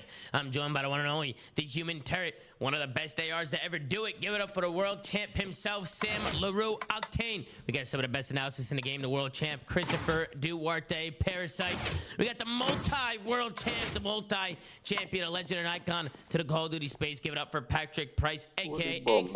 And of course, we got the one and only, the executive producer of The Flank. Give it up for Benjay Nassim. Gentlemen, what's going on? Looking good as always. Ben, we'll start with you. How you doing today, Benjay? You doing all right? Yeah, just been chilling. Played a good session PGA this morning. Watching the Masters. That's set up nicely for the weekend. And had some interesting matches. Round 11, some upsets, a little bit of everything today, Tom. I like that, Benjay. I like that. You're always tuning into some golf. You know what I mean? It's always good. What about you? Big golf weekend. Have you been golfing, Benjay? Well, the weather's been kind of ass for like 2 weeks, so I'm gonna try and get out on Monday. Monday will be like the first really good day that I can probably get out. So Absolutely. That'll be the plan. What's going on with Tiger Woods? Is he injured? You said he's injured? He did his Achilles, so he might be out for a minute here. Oh shit! There. What about you, Sam? How you doing? You doing all right? I'm doing great as always, man. Great as always, Tom. Good, Sam. You're looking good. Looking good as always. And then of course, Sam, we do got to talk about you. Did died an 8-shot twice on a rivals tournament. I do know. We got to talk about your thing for grandmas then. Yeah, hey, first of all, relax. All right, that's propaganda. That's AI propaganda. Okay, you know what? Let's move on. You said it. Hey, Duarte, what's going on with you, Chris? You doing all right? Yeah, I'm good. Can't complain. Short and sweet. Nothing else. Good, Chris. Hey, Chris, that's good, man. What about you, Pat? Pat, is that you celebrating at COD Champs with the Optic fans yelling at you? Yeah, you know, it's just me engaging with the crowd in a very polite and level-headed conversation at COD Champs 2016. It's good. But yeah, man, I'm good. Glad it's the weekend. I was thinking, I don't know if you guys saw Clay's tweet about like doing throwback old man 8s and I like the idea of old games. Bro, would it not be sick? This random idea. If we did like a triathlon old game tournament, like you know how Hitch does those like BO2 throwbacks or MW2 throwbacks. Imagine we had one that was like multi-day, multi-tournament. Like you basically would run like a COD 4 one, a World at War one, an MW2 one, like small team brackets. Yeah, but doing like different game triathlon tournaments. Right. And then like adding up points over the weekend or something about how many people, you know, won which ones. I don't know. I was thinking about. I was like, when was the last time y'all even thought about World at War or fucking somebody Black Ops 1? Like, well, you could do like a Beyond the Summit thing from the Phase the Phase office and do it over the course of a weekend because they got plenty of setups there. Well, I mean, you would need a bunch of old Xboxes and a bunch of copies of the game, right? I think that's sourceable, but yeah, you'd want to do it on LAN, right? And then like you have like unless there's ways, isn't there ways to play all these old games on PC? Like they have like. I don't think you get aim assist though. Nah, Plutonium handles a lot of that. But there's a lot of like, there's basically something for Plutonium-esque for every title. Yeah, right. That's what I was thinking. Cause I was on AW not too long ago, and I remember I think I did it through Plutonium, and there was aim Some assist. of the games are on Steam, but they're like super not secure at all. Yeah, I also seen Clay's tweet. Is there a Saudi league? Because I saw him tweet a picture of Kicks on Land, so I'm just so confused. I've never heard of this league. Have you guys ever heard of this league? Nope. I mean, but there is one apparently. What is it? It's probably just Saudi league. I mean, you said what it is. I don't know. Why is Kicks over there frying when his team needs his help over here? He probably just needs to be home for whatever it is he needs to be home for. Yeah. There's no reason to win back. Yeah, I need him. He can't play the game. I need him home in the U.S. for my fantasy. No way, Pat. You got him on fantasy on the bench or what? Yeah, he's on my bench. I'm just waiting, Tom. I'm waiting to get that Twitter notification that he's back. Yeah, no, it was just kind of crazy to me because I saw Clay like tweeting out the picture, and I was like, damn, these guys are at like a land right now. Like it's pretty crazy. It's pretty cool that they have like their own league over there, and I'm sure Kicks is fucking cooking over there. He's probably frying. And also, shout out to Clay. I know Clay had a little bit of a health scare, but he tweeted some updates on that. And good to hear Clay's okay, man. That's my guy right there. That's my guy, Clay. So shout out to Clay. Good to hear that he's doing better. But yeah, we're not gonna waste any time. I mean, we had 3 matches today. We're gonna get right into it, and then we're gonna take a look at tomorrow's matches. We got some bangers for tomorrow. So let's hop in and see what's going on here. First matchup of the day. We had the Miami Heretics going up against the Optic Texas. This one ends in a 3-1 victory for the Miami Heretics. 250 to 152 in a Vol Hardpoint. 6-4 in a Hacienda S&D. The only map Optic was able to take was the Hacienda Control. That one was 2-3.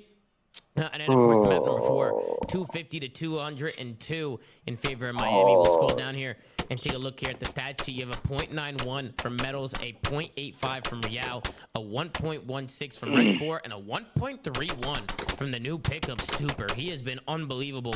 And then the other side, you have a .86 from Dashi, a 1.09 from Hook, a 1.0 from Shotzi, and a .85 from Caesar Skies Bueno. So the AR's struggling a little bit over there on the Optic side. And you can take a look at the match MVP. It's going to be Super with a 1.33 in Hardpoint, a 2.29 in Search, and a 1.0 in if you were smart enough. I mean, we'll go from the bottom top in this one. We'll start with you, Benjay. Miami Heretics. I'm pretty sure it does. Like, you can do some pretty crazy shit with Redstone. I think, you know, some people called it, some people didn't. I thought Optic was going to come. Yeah, but like you can like, it wouldn't be exactly, but you can make a fucking roller coaster. You can make a door that opens. You can make elevators, but like stairs that go left to right is kind of like the opposite of what stairs do. I think it's possible. Come out and push these guys to their limits, but it seemed pretty easy for Miami for the most part. The control was the only thing that Optic was able to take. What do you think?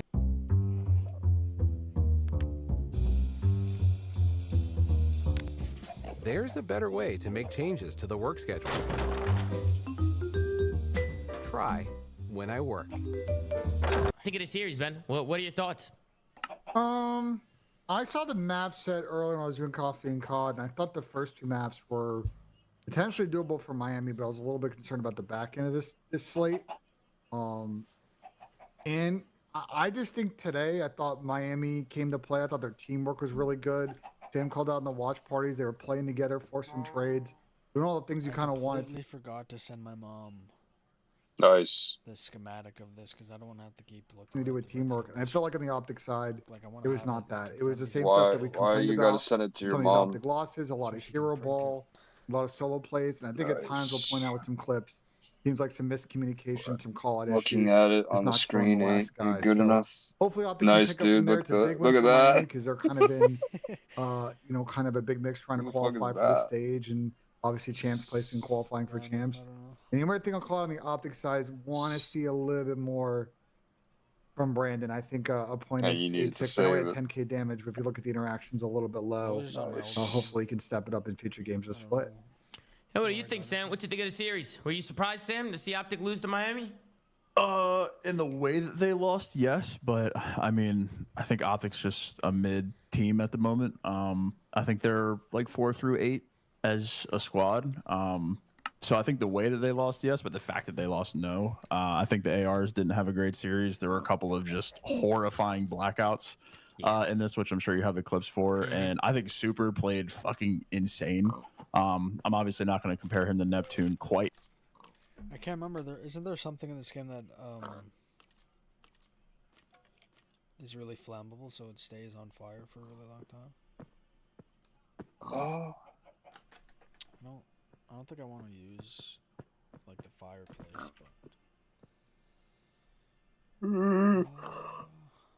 but lava, right? Well, I want to make a fireplace, so I don't think that would do the job.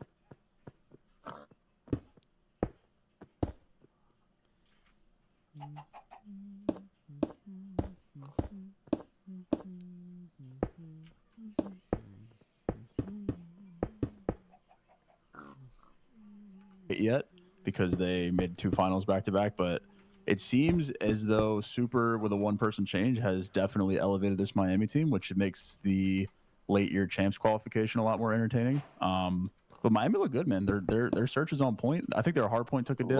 Super has mentioned it twice now in 2 interviews, but I mean, this team, if they get better going forward, that champs run is going to get a little interesting. Yeah, I feel like with Rencor and Real, like you had that slaying power, right? And Meadows, like he's kind of up and down. He's a very streaky player, but Super, I mean, he really is a playmaker, right? Like watching him play, like he makes smart plays. He's a very ratty player, but he's also an impact on the map where I felt like with Lucky, like he'd have his moments but he wasn't really that impactful, right? Like, Yeah, Lucky's more reactive and Super is more proactive for yeah, sure. 100%. And I think it really elevates this roster. Like when you watch them play, it kind of takes them to that next level.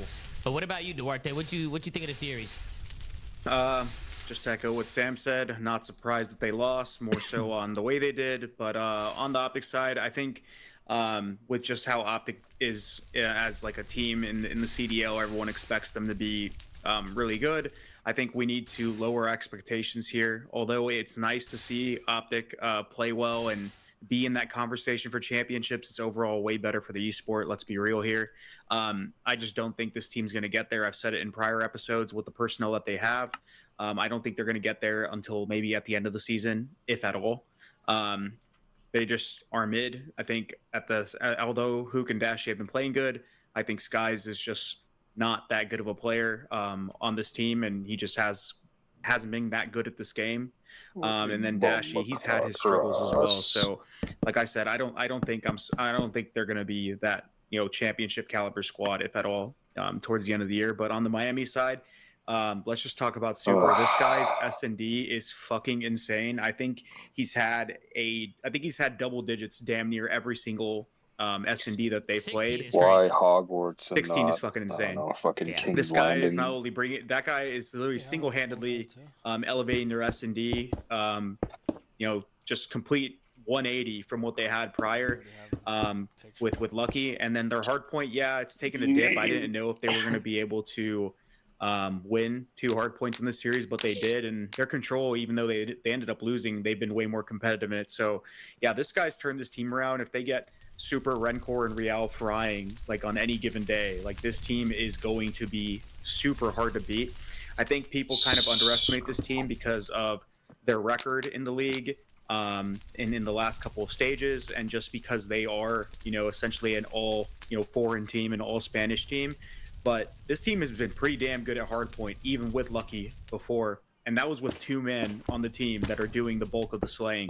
Now that they have a third, it's only kind of a matter of time. If they fix that hardpoint, this team's going to be a real threat. I don't know if they're going to compete for championships. That's yet to be seen. But yeah, I mean, with like Surge, right? We had this conversation when they came in with Neptune, and we didn't really know how this team was going to like play out in the long run. But they obviously continued their success the whole time. So I'm interested to see if Miami can do that. But for Texas, bro, like Sam said, they're a 5-8 team right now. Like they're in the same conversation of all these other teams. They can beat each other on any given day. But do I think they're going to be consistent if you had the enough choice to keep up between with living in Thieves, a to keep up city with Surge, to keep up with living in FaZe? a rural Absolutely area, fucking not right now. what would you choose? All right, definitely want to go to you, Pat, and see what you think. I just want to add to your Miami take, Duarte. I feel like the X factor is going to be Metals on a roster, right? I feel like if Metals is having like a good series and he's doing what he needs to do, like I feel like he's going to be like the main factor for these guys. I don't know if they're doing well or not, because you just never know what kind of Metals you're going to get. Right, even today, I mean, he had a point on one today, but he was making plays today. Like he had some moments where he was being an impact on a map, but.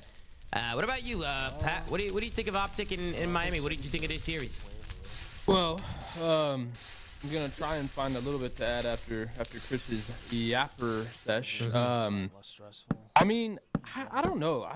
I'm not necessarily high as you guys on the Heretics. I think they improved, but like I'm not as impressed by them beating this Optic team.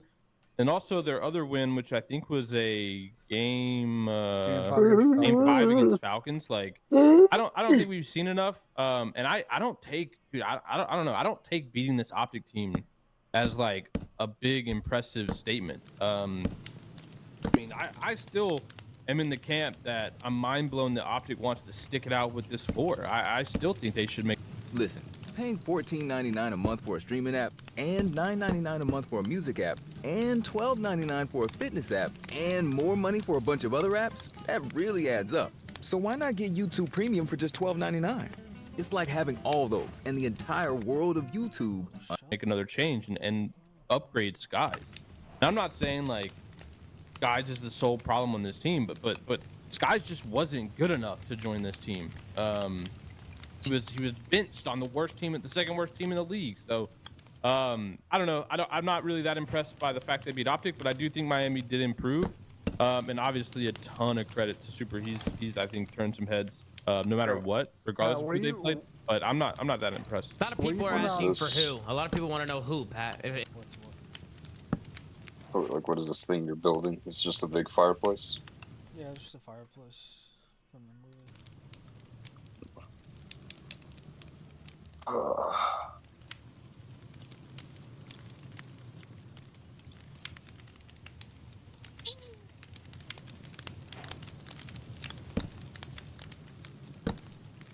Where the fuck did I find this block?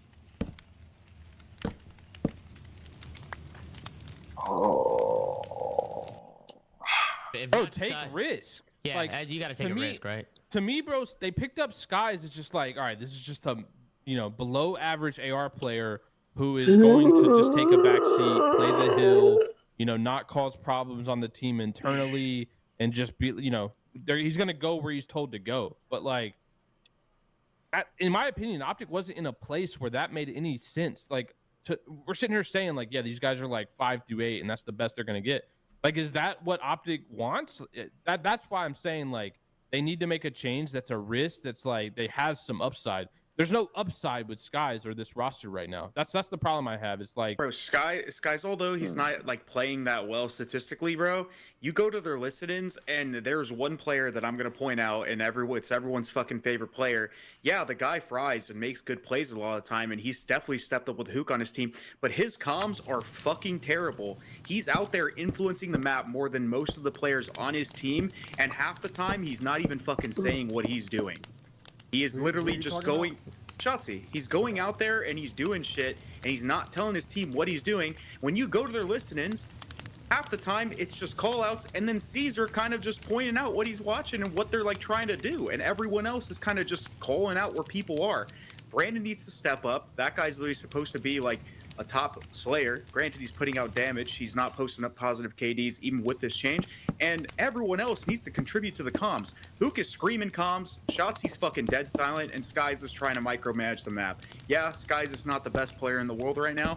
But dude, we can't be fucking serious, bro. We got to stop just like allowing this shit because it's Shotzi. Like, let's be fucking real. People called him a superstar. But I'm just saying, He was the best player. Hold on. He was the best player on the map for Optic. Which team are they talking about? Optic, the one that I pay attention to. It's just funny.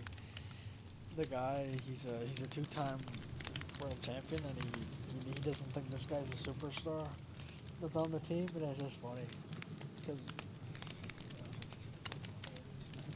What do you think is jealousy?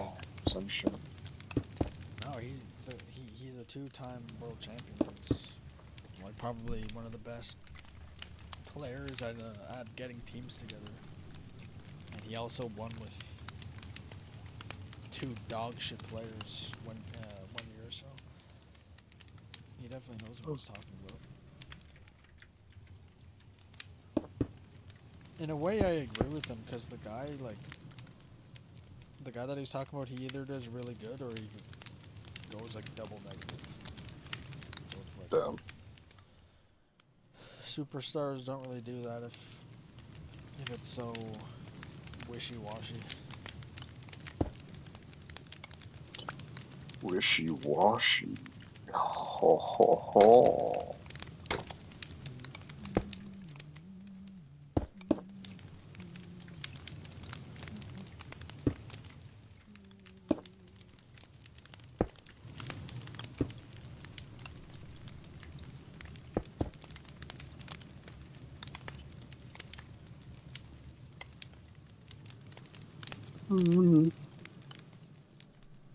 It doesn't matter. He's not a superstar. Being the best player on this Optic roster isn't like Well, you know, something to you're rave hard on about. dying. You take dying on this hill, so be it. I think Chris makes a good point. I'm just a realist, Ben. He's Sure. really good. He's fucking godlike. He's a But star. he can. He's a star, But no he doubt. can. But Okay, he I'm can be ignoring better. Shotzi because it's like- He can be better. If we are going to compare Shotzi Yeah. to the likes of fucking Simp, to the likes of Abizi, to the likes of Hydra, like these literally Not even in the S tier, same atmosphere. insane caliber players, he's got to be able to do all of that shit. He's It's got a not solid shot, allowable. bro. Like I think to your point, Chris, where we see Paco do a lot, which is great, is like he calls his shot off a spawn, and that way people know how to play around it. Like I just think it's just to your point. Like if he's gonna take these long routes, make these plays. Dude, I've wanted cheesecake so bad the past 2 days.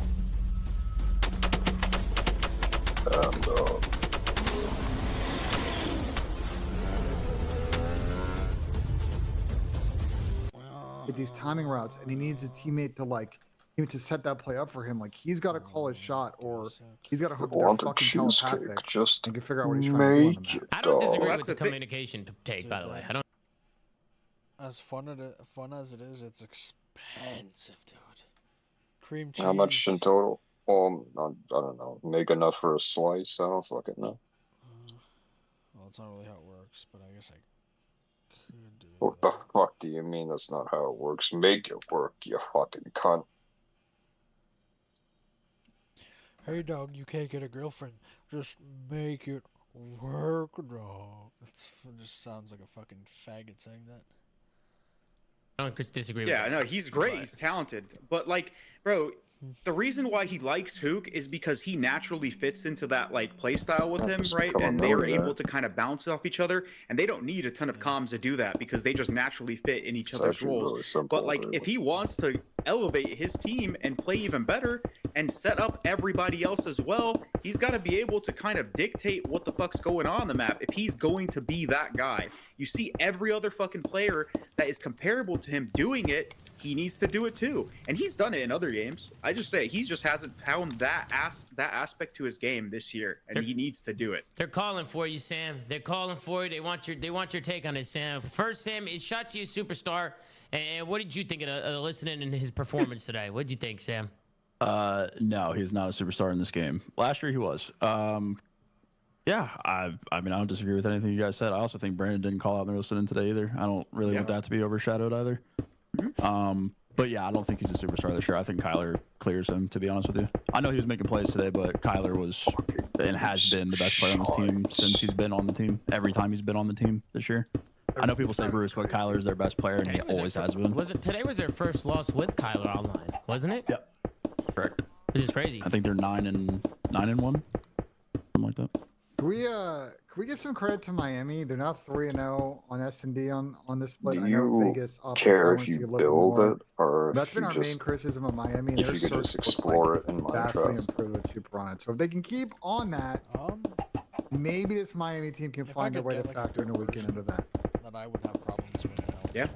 No, I like the way this team is trajecting.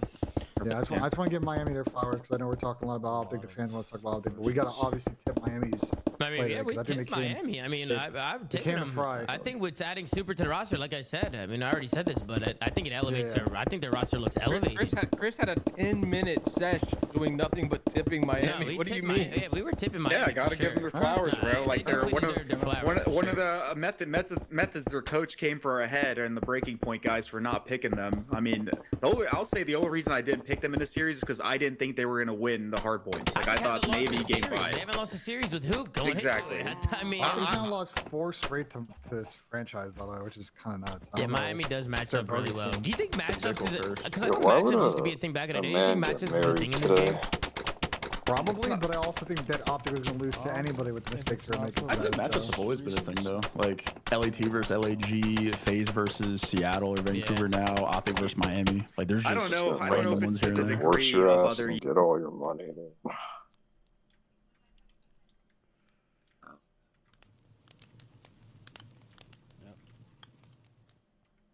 years, because I genuinely think the 5 through 8 teams, some years are worse like than they others. just beat each other. They can all beat each other on any given day, bro. Like Boston is the fucking epitome of that, bro. Like they look really good one day, they can beat anyone, and then they just lose to the next team. Just to talk about some clips, I want to talk about first map, Valhart Point, P2 to a P3. Brucey gets this kill here. What do you guys think Bruce should do off this kill? Where do you think he should go? It's going to a P3. Probably art tone. You think he should push forward, Sam? Do you think he should push You should forward? probably go art tone. Guarantee that that rotation is very crucial. I agree, Sam. I couldn't agree more with you. I think him backing up here was a mistake because he ends up backing up and look, he plays through mid and then he slow plays it. But I think if he gets that kill and runs forward and now you have Miami just losing composure trying to find him and they know he's there, like it just makes everything harder for Miami. And then on top of that, on this same rotation, we saw an absolute blackout here, Sam. Yeah, this one's tough. This is where we start talking to each other. Like, yo, are they talking? Like, are they communicating to each other? Because obviously, Super right now is in the main power position from P3 to P4, and he gets spotted, and he's one shot. But Skies, he doesn't turn. He sits front art, and he's looking at mid. Like, he's looking at line. He's looking at street. When the guy's one shot right to his left in the most important position on the map, I don't know if there's no comms. I don't know if they're not listening. I mean, that's unacceptable, right? I mean, that's crazy. I mean, there's two outcomes. Either Caesar is not using his ears or Bruce is not calming that. So either one is horrifying. Yeah, I mean, Super is running with his knife out. Bottom art. One shot. Look, he pulls his knife out. He's just running away one shot. I mean, that's a free kill. That's a free blood.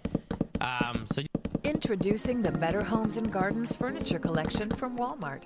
Refresh your home this spring for less. Why don't they just put an ad on a video when there's nothing being said?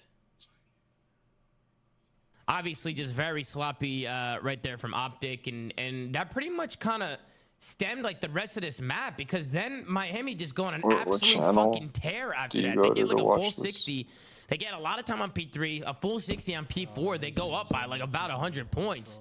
And then obviously they're streaked out. They go into a listening with Miami, but going into the second rotation, because of that, Miami have a streak. And look how they break this P4 here. They called a streak. The streak is coming down. You can see now it's coming in for medals. And as soon as the streak is in the air, you can see now they're getting all the information. Optics forced to play inside.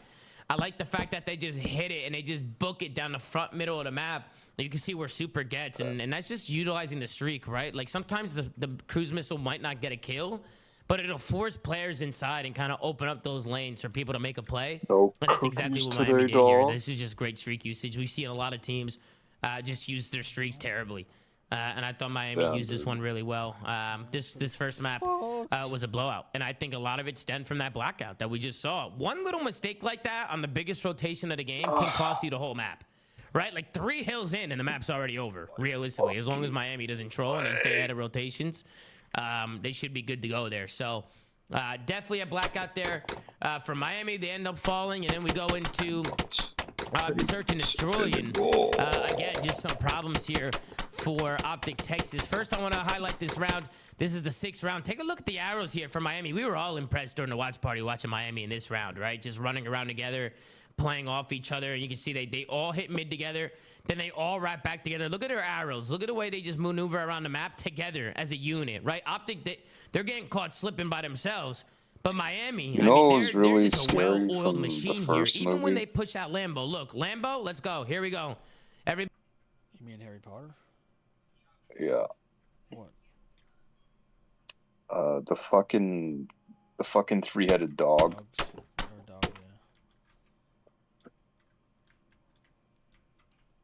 Why didn't that thing ever come back in like the later movies? Be pretty fucking cool.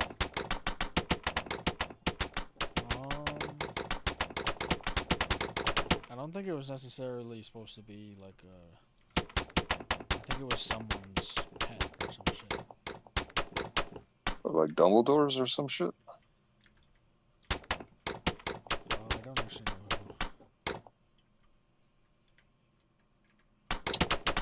See, like I feel like they could have gotten that thing to like fight the snake.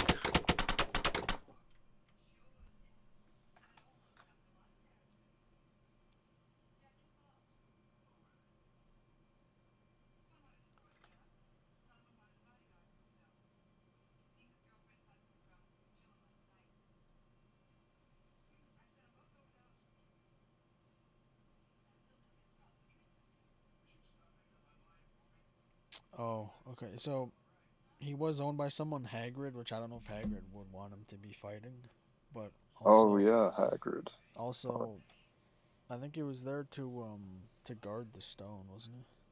So I guess the only reason he was there was because the stone was in the basement. Oh. So I don't know what happened to him after, but. Everybody starts pushing out Lambo. Everybody's holding. Oh, they're Rock. All right, let's go back to Rock. Let's challenge them, Rock. Right? Everybody moving as a unit. Look, boom, Skies. You're not winning nothing. You got 4 Yeah, people that to thing get was by. fucking Boom. giant, Even in dude. the 2v4, no teamwork from Hook and Skies. They're running in different directions. Now you got Hook. He finds one. And look at Miami. As soon as they see blood, I mean, this is over with. Just a great round Yeah, what's for up Miami. with I just wanted Hagrid to and like all highlight, these fucking the like mini giant map there animal from things that Miami. he has Wasn't that as impressive, pets, guys? man? The mini map. That's what we like to see. No, some teamwork. Yeah, they're not giving him a single chance at getting a kill. Yeah. He had Untraded like a at giant least. pet spider. 100%. And then we get into fucking the eagle horse 2-4 thing. round. This round, again, Optic with a first blood here. A 4v3 situation in favor of Optic Texas. And they get caught with their pants down from top open. I mean, you gotta know that somebody's top I think it open, would right? be- Like maybe a I double don't know, chow I there, think it would like be double worse chow if the it hall didn't before talk. instead of just kind of running out there, because they end up double chowing the hall. Brucey almost makes something out of it, but he ends up getting taken down. At least you could reason Again, with just it. another round that should have went to Optic. Was he a psychopath? Yeah, even though Harry and Ron were friends of Hagrid, he was still gonna kill them. Wasn't that because he was like betrayed or some shit?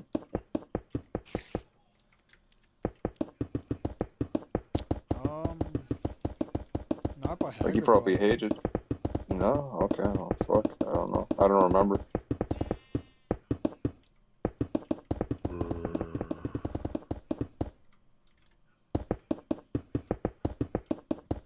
I think the main thing that happened was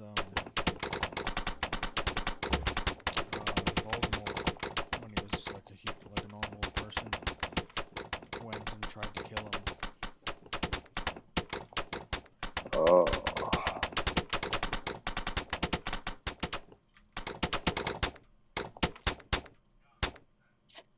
Would you rather go up against that thing or Dementor? Well, I don't even know if you can kill a Dementor, and I would have to be able to conjure the Patronus. Yeah.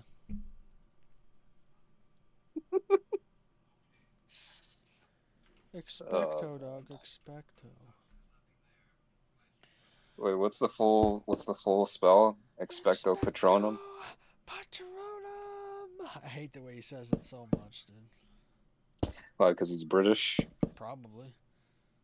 How would you say it, dude? I don't know. You don't know. You literally just said it. What do you mean you don't know? Just say it how you would say it. Nice, dude. Fucking faggot. Nice, dude. How would you say it? Expecto Patronum. Yo, get the fuck out of here, Dementor. That's what I would say. Nice, dude. You get sucked off by that thing and die. I don't know. Worst ways to go.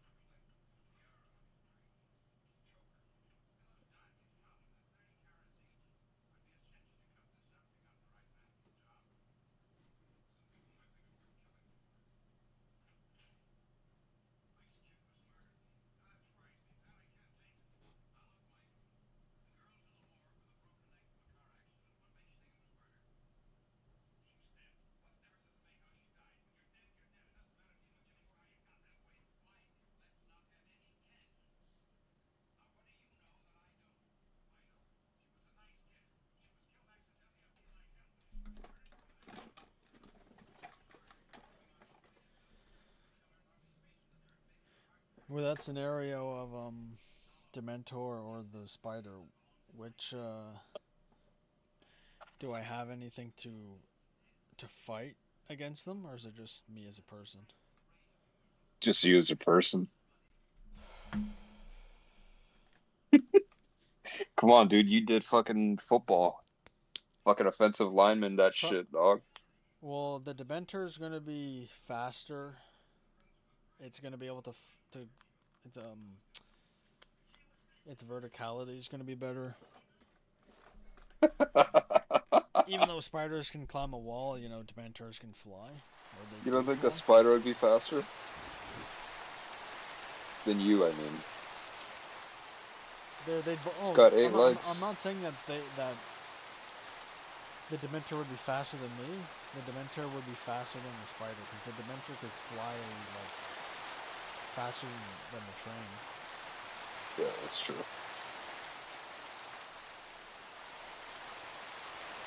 Remember, they were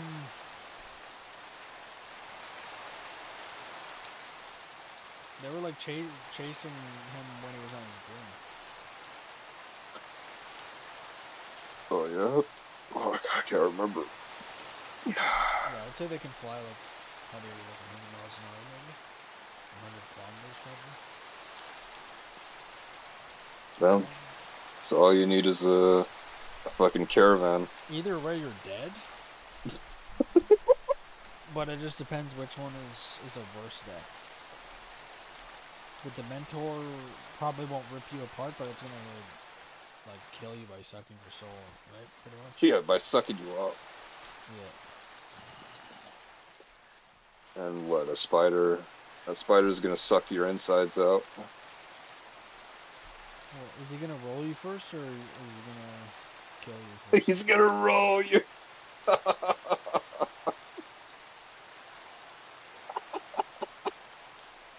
Dude, what a funny image. Oh man. He'll literally turn you into a blunt. Like, not even. You see, like, that spider's probably as big as I don't know, a bear, right? Without, not including his legs, yeah. No. With his legs, he's like. He'd probably be as wide as. He'd probably, like, if you go to your living room, he'd probably fit in your living room if there was nothing in it. And maybe if there was no wall for dividing your kitchen. I think he'd fill that whole space. Yeah, but they were like kids, right? Probably look bigger.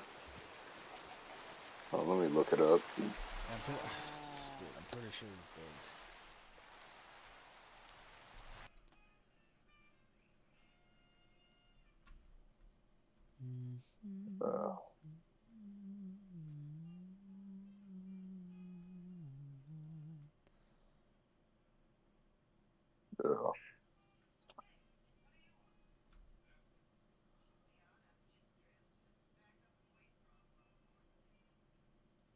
You find a picture?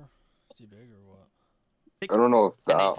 I don't think What that do you think happened one's him though. Probably the same thing that happened in map 1. They're not calling out to each other.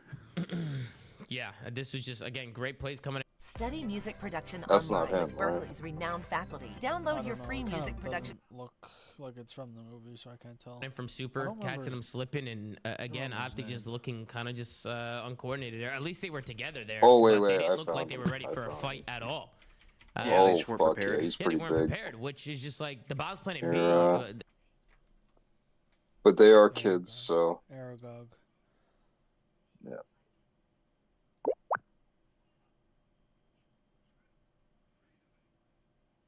So what? Okay, so what? He's like maybe 10, 12 feet, including legs. Yeah, he's pretty big. And we have the dog right there. Yeah, that's a big dog. Yeah. What is that? Yeah. Pretty big. Yeah, I don't know.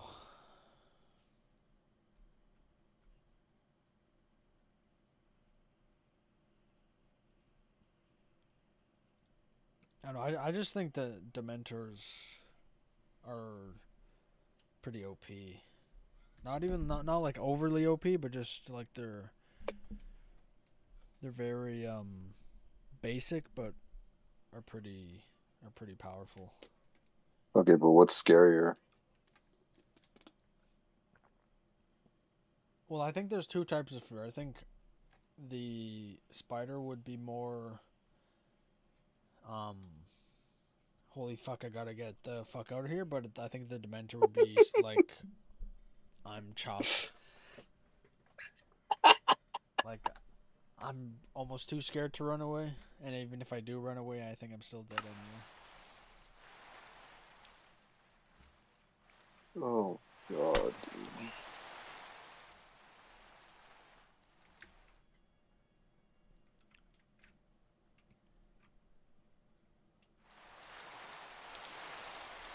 I guess you'll have lore accurate spiders in Minecraft then. They're pretty big in this game too. Yeah, I think I can spawn them too. Oh, perfect.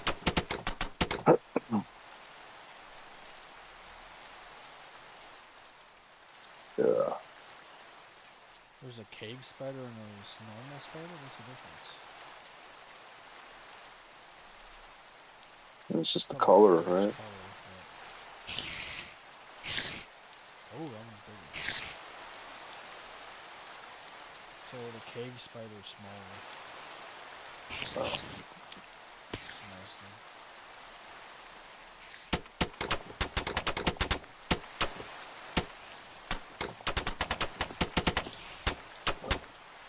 I thought F1, since it's on the other side of the world, I thought it was going to be on at like 1 o'clock maybe. It's on at 11 a.m. What the fuck am I supposed to wait for that time? Wait, say it again? 11 a.m.? Yeah, what about it? How the fuck am I supposed to get up at that time? Why do you gotta get up at that time again? If I wanted to watch it. Watch what? F1. Oh, I thought you said you were done with F1. Well, it's not that I'm watching all the races or anything. I'm just, you know, if it was on right now, I'd just have it on my second screen. I wouldn't really watch it. But I think I watched half of one race, and I think there's been 2 or 3. So, what the fuck is that?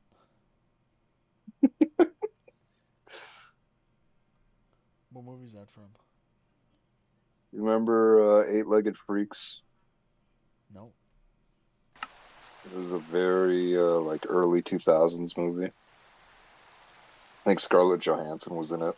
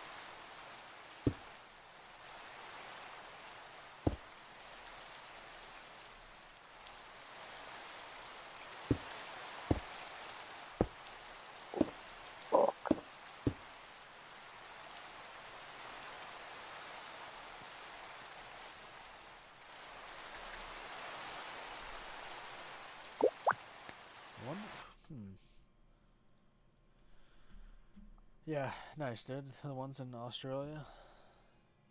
Yeah, fuck that.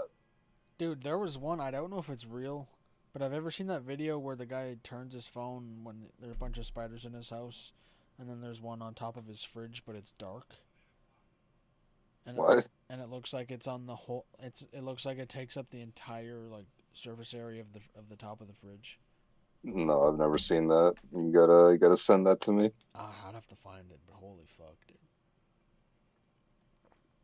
dude. Even if it's fake, that's insane. Dude, if those were in my house, I'm buying a shotgun.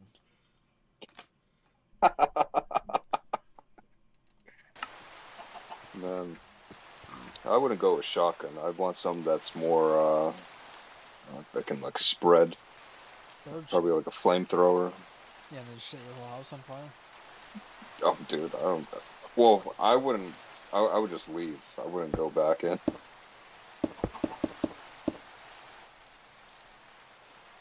Tell me, have you ever been able to sleep in your room once you saw something like scurry behind like a piece of furniture? Or like a mouse or something? Or fucking anything. No, it's like you would not be able to relax. Yeah, because you don't know if it's gonna fucking fall on you. Yeah. There was, I think maybe 2 weeks back, I thought I was maybe just getting like a random tickle on my... Oh my god, no.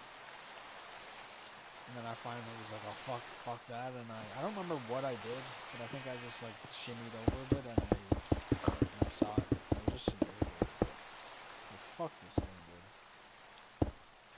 dude. Yeah, those things are creepy as fuck too, man. Like, Why are they called earwigs? I don't know.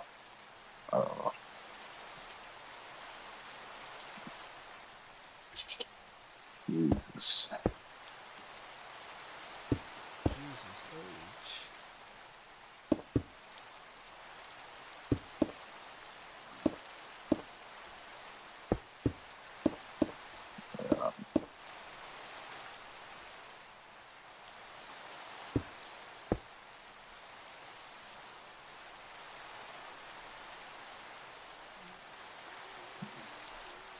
Somebody can 100% be open. I'm surprised they weren't prepared. It just seems like they came out a little bit flat today. And then they lose that round, and then of course we go into the final round here, the 4-5 round, and I just wanted to highlight the play here from Super. Super gets an ace here to close out the game. He slides the corner, finds 1, finds 2, finds 3, and then he pushes up with his squad shots. He tries to make a play on the flank, and Super reading that as well. That's going to be a clean ace coming in from him. We'll take a look here at the highlight as well here. Little replay action of what Super was able to do. Finds 1. He didn't miss a single bullet. He's just snapping, bro. This guy's sitting fucking 3 yards away from his monitor, and he's not missing bullets. I mean, this guy's fucking unbelievable. Look how tiny he is in his player cam, bro. He's actually on independent in real life. That's independent real life. Oh my god. This guy's fucking unbelievable. Controls went down to the wire, went to an overtime. Optic was able to close that one out. The only thing I had in the control was another blackout situation. I mean, I had to write this down. I didn't have anything in the control other than this. This made no sense. Look, Skies, Hoop challenges the guy here. Skies challenges the guy mid-U. And he gets him one shot, and then Shotzi slides by and doesn't even turn and trade it. And there's 2 of them. There was 2 of them there. Like, I just don't know what's going on in the comms. Like, right, Metal's one shot, tucked in the corner. I'm sure Skies is calling this out.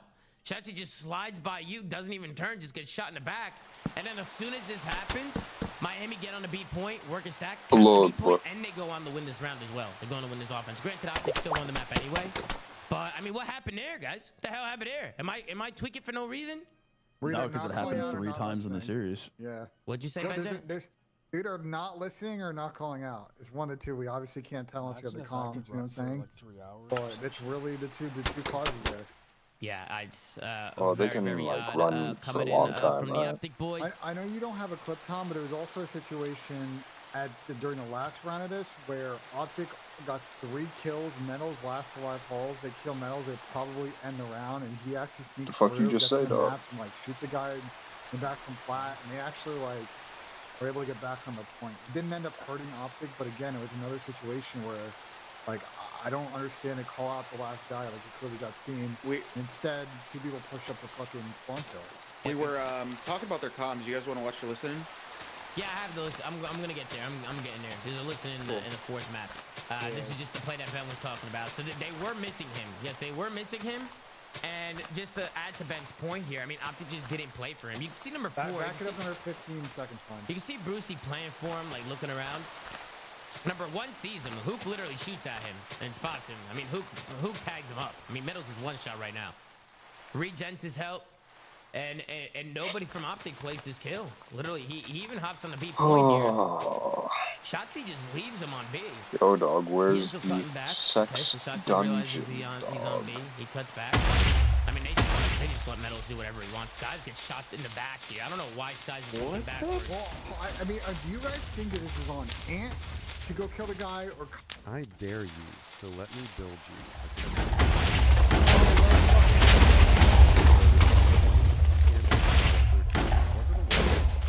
basically validated by AI. Tyler, who saw him to go chase the kill. Okay, there's a couple things you can unpack. If you're going to leave a guy in your spawn and go play the spawn kills, you need to guarantee those spawn kills. Yeah. Like, you need to play corners. Somebody overchow spiral, dies to the guy on the head glitch, while number 4 tucks himself into a corner and doesn't help him, and then he gets overwhelmed. And then number 3, like, what is this, bro? You know your teammate's going to clear inner. Your job is to clear outer. Not only that, that entire box is wall banged.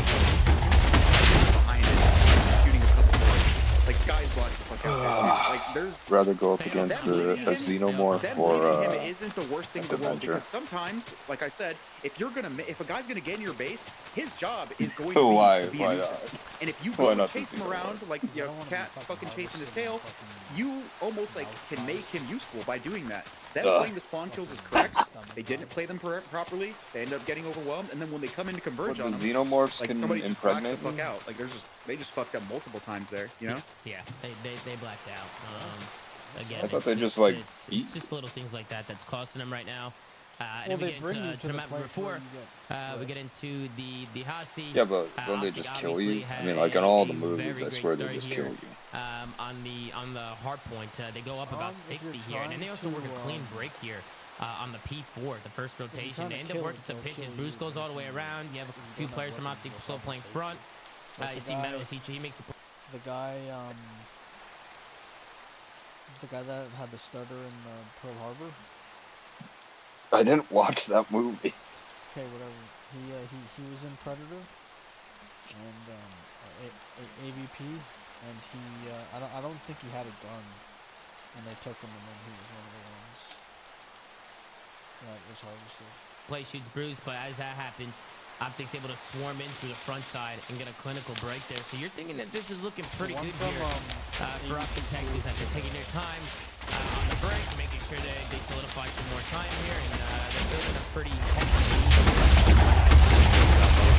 That angle that laid down behind the balcony is so good.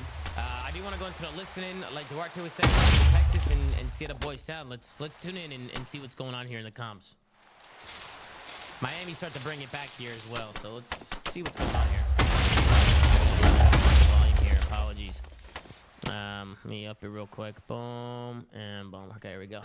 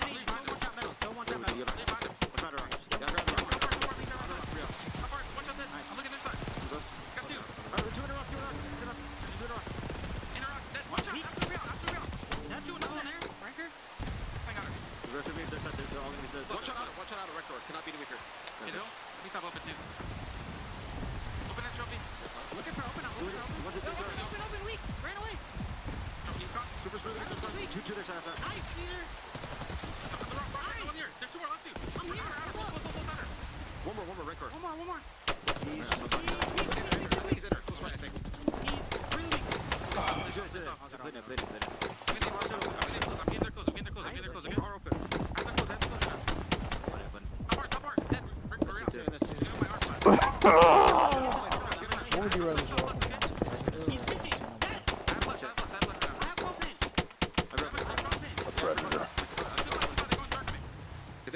I feel like If I was unarmed, it wouldn't hurt me.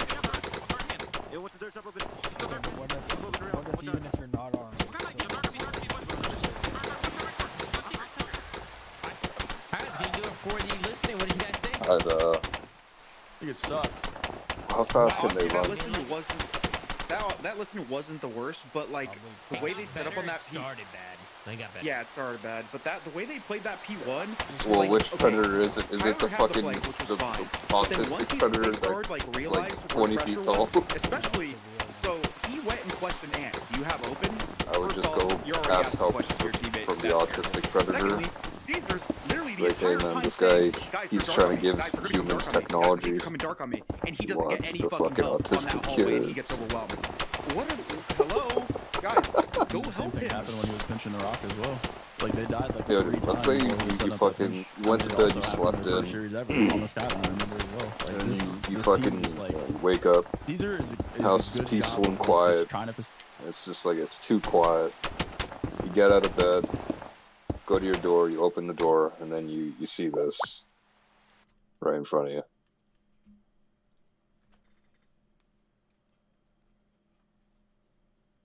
Yeah, man.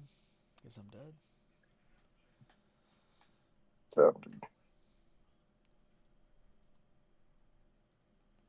I guess we're all fucked.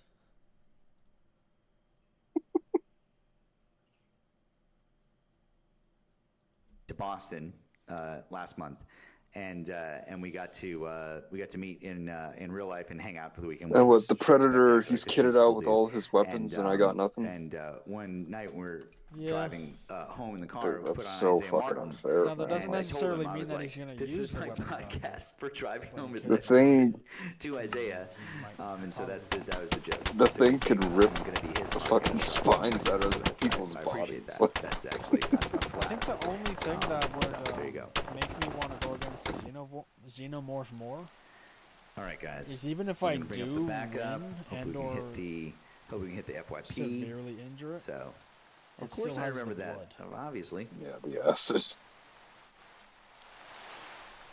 Which it's actually pretty potent as far as I know. Yeah, that shit can Once like again, melt guys, through like if you, metal, right? Metal and concrete. If you haven't, is Isaiah in the chat? Which Isaiah was in the chat? If Isaiah was in here, I would immediately have Isaiah Martin up here ASAP. If Isaiah Martin ever comes in here, we're chatting with that man. He's awesome. Damn, dude. If you guys don't know it, if you know who Isaiah is, great. If you don't, you should go follow him. Also, he's running for Congress, which is totally badass. So, yeah, guys, tap that live. Once we got to get up just a little bit more before we start bringing some additional guests up. Okay, tap. Yeah, how the hell would I fight a Yep, predator? I see who's in the queue. I see who's in the queue. Don't worry, we're gonna bring you guys up here shortly. But let's get out to the FYP if we can get some shares and some taps. We appreciate that. It's Isaiah Martin. So appreciate you guys. All right.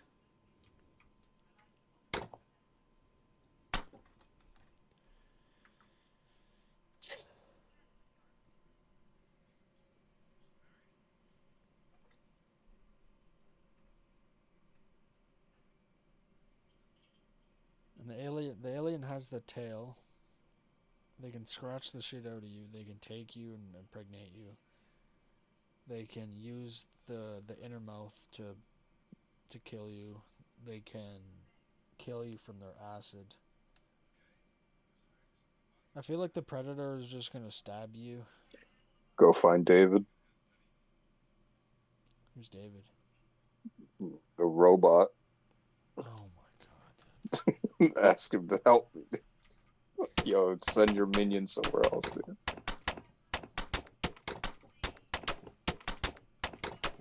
Pretty fucking lit, dude. A fucking ancient alien was made by some fucking android, dude.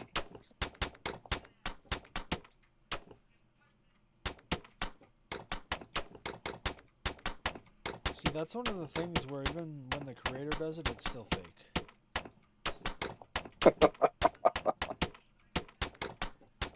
Oh man. Fucking, what's his name? Ridley Scott. Weird house.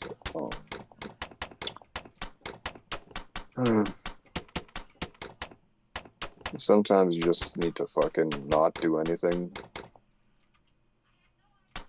Yeah, exactly. I wonder who had who first had the idea for the Predator. Yeah, I don't know.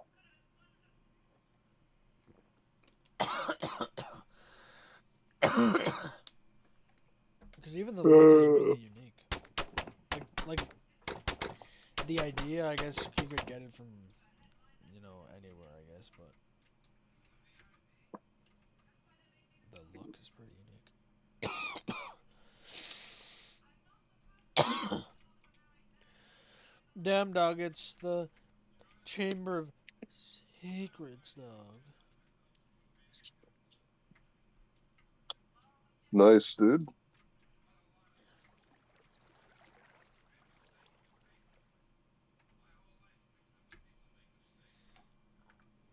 Bro, what the fuck? There we go. Just goes down forever, man. What the hell?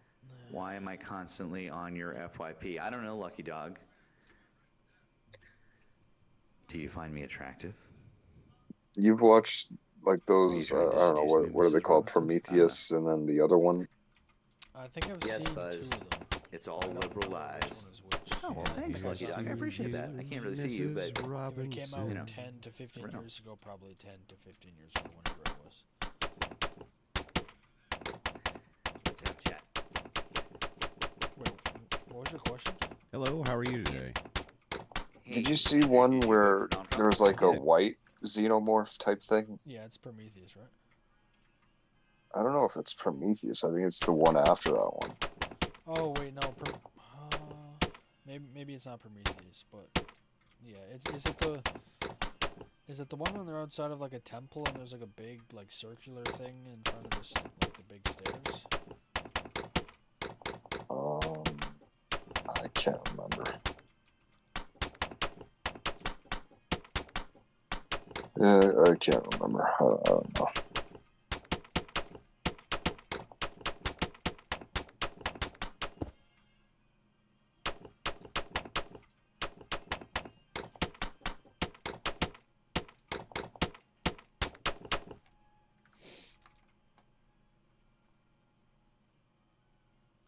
Thank you for having me on your program, by the way. Appreciate it. Oh, sure. How old are you, and what state did you vote in? I'm 41. I voted in the great state of Michigan. Well, it's not really a great state anymore, but it used to be kind of a great state. I mean, it's a hand state. Or no, I mean... It does. State, it's right? true. You can actually put up your hand and find locations in Michigan using your hand. Xenomorphs do look pretty cool, though. I mean, that's kind of cool, I would say. So, okay, well, we're the same age, so that's good to know. So I appreciate that. That's nice. All right, well, Andrew, what do you like about what Donald Trump is doing right now? Have you ever noticed that under their like dome thing, there's a human skull? If it's a human xenomorph. Oh, wait, isn't it like black? Yeah, but it's slightly translucent. I'm pretty sure there's a human skull in there. Oh no, I understand. Honestly.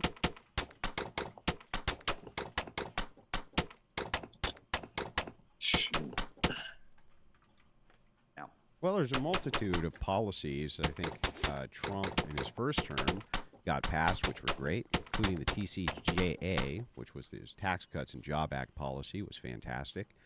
I also think that he did repeal the Dodd-Frank Act, and he got a lot of Supreme Court justices in, and I think all of that was really, really good for the right wing. It helped us in the future for abortion policy, and I think that was great.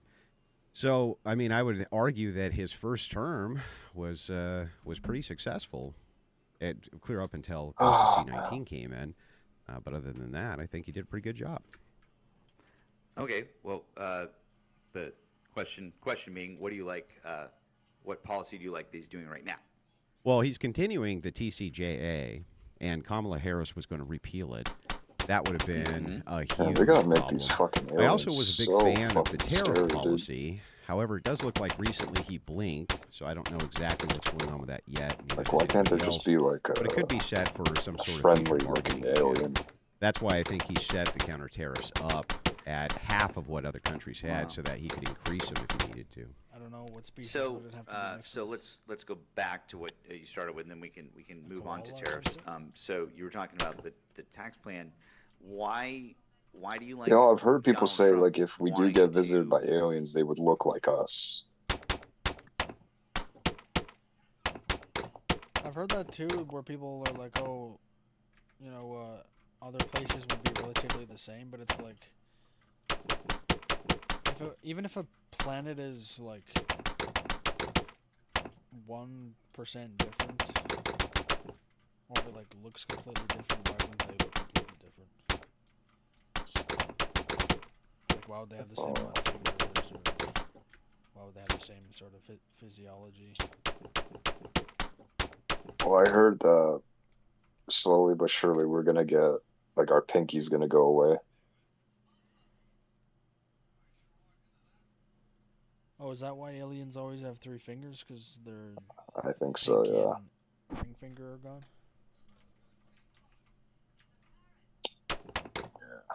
I mean, I don't know about the ring finger, but I know like the pinky.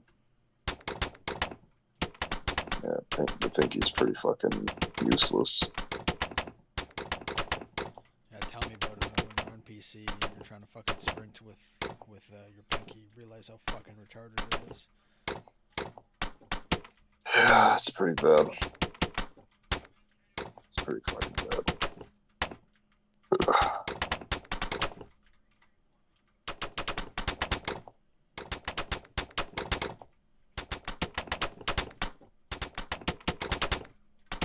Oh my god. do this new tax plan, because this new tax plan that he's talking about would only give tax breaks to people making $360,000 and above. Which new tax plan are you talking about? The only announced tax plan. You don't feel like you build faster in PC? It's way slower. It's slower. Yeah, because this is what it's like holding down the place button. Remember how fast you could do it on PS4?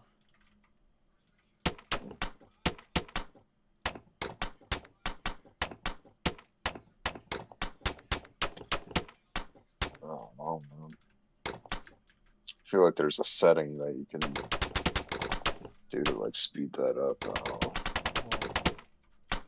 I've looked on Google and it says there's nothing, so. Oh.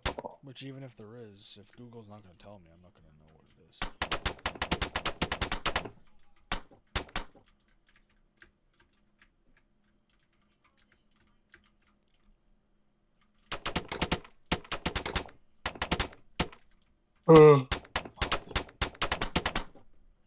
Okay, yeah, which one Dude, is that? whatever What's it called? the tariffs have done, It's just the tax plan. it basically made You me mean on the work site? less. Okay.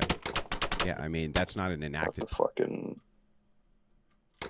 fucking office job.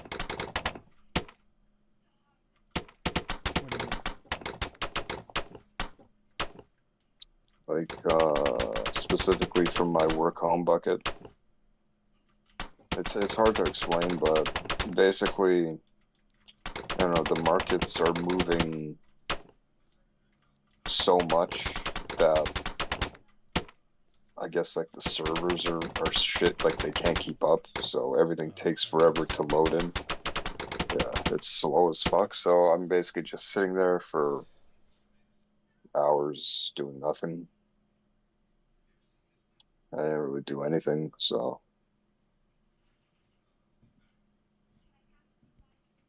Policy, so.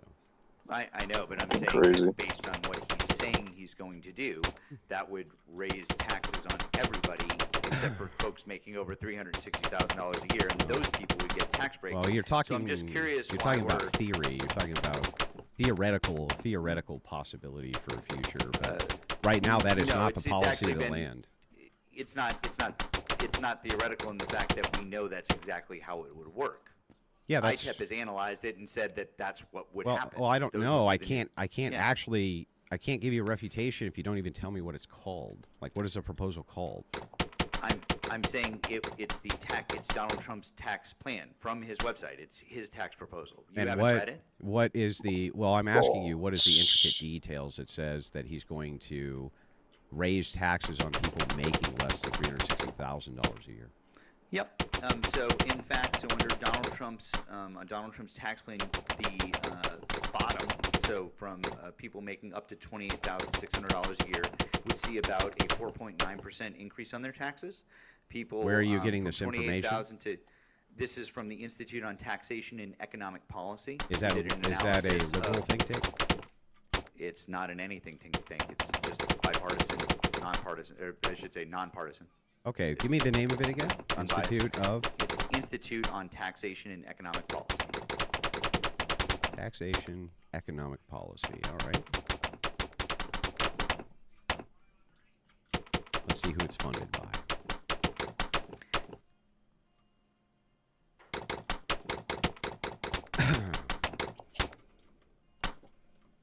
Oh yeah, it's contributed by foundations and NGOs. So I wouldn't say that it's a nonpartisan organization, but okay, I'm willing to It's- follow along and see what they're it's- saying here. It's literally regarded, the ITEP is literally regarded as the best place to see tax policy reviewed. Like that's literally what experts use to figure out how tax policy is going to play out. Like, Is that I'm right? surprised that you don't. I'm surprised that you don't know ITEP. I didn't know Everybody ITEP. uses ITEP. I don't use Yes. ITEP. But okay, fair enough. I was actually turned on to ITEP by because I run a business and I employ about 20 people. So I have a CPA and he has his he actually has his doctorate in tax law, and he turned me on to ITEP, and he said that this was the main place that people review tax plans. Okay, I think that's totally fair. So But I mean, I'm but willing. that's anecdotal. Yeah. That's anecdotal, and Yeah. so I'm not offering that as a source. I'm just saying that was one of the main ways that I was turned on to it. But Sure. if I'm you wi- don't look, believe, look. If you don't believe that, I'm we just can willing to certainly grant look it. for another source. Yeah, I'm just willing to grant it, right? And I'm just asking, where are you finding that it's going to raise taxes on people making less than 360,000? So, under.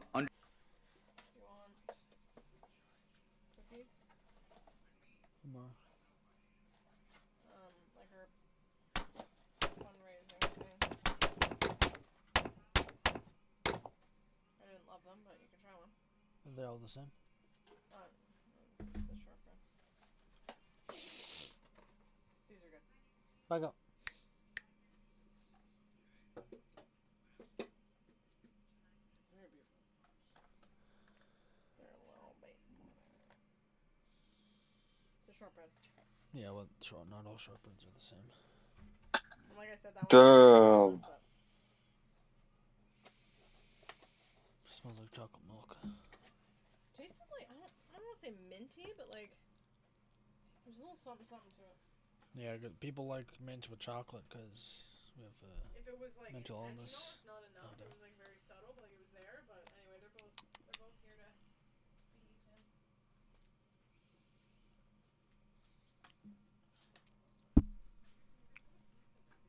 to be eaten. It's basically under the proposals. This is the his major tax proposals were ending the temporary provisions there would be exempting certain types of income, reducing the corporate tax rate, repealing tax credits. Basically, they do a distributional analysis of their breakdown, which I'm not going to read. We're not going to go through. That actually can explain. If you'd like, what I can do when we're done, and I'm happy to make a video on this, and I will absolutely post this because it's got both of their tax plans, and it's got a distributional analysis of both. You can go in and read their methodology, and you can see top to bottom exactly how they came up with those numbers. I don't really want to get bogged down in the weeds of it. I'm just pointing out that they've done the distributional analysis, and they've said that it's going to raise taxes on everybody making less than $360,000 a year. You are correct that it is not enacted tax policy, and it may not be the final plan, but it is the plan as we know it right now. That's all Okay, I'm saying. gotcha. So what you're saying is that according to this analysis by this think tank, that according to their distribution, it's going to raise taxes on people making less than 360K. Got it. But when we're talking about policy now, especially when we're talking about the TC,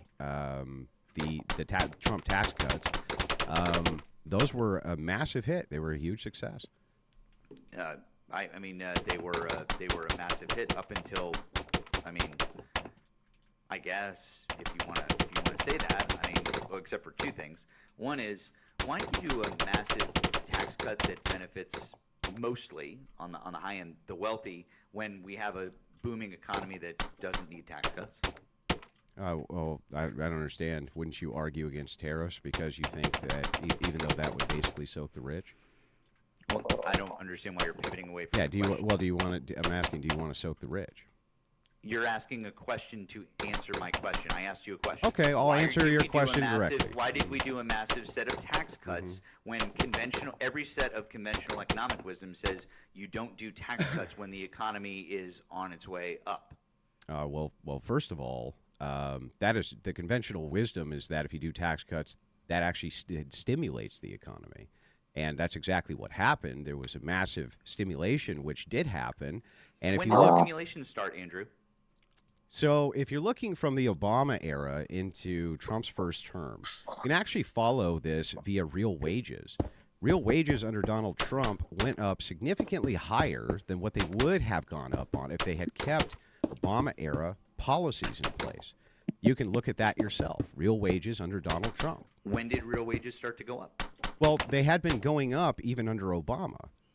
But what you can find... Oh, that's weird. So what you're saying is that they were already going up Nope. and then they kept going up. Nope, you missed a critical piece. What did I actually say?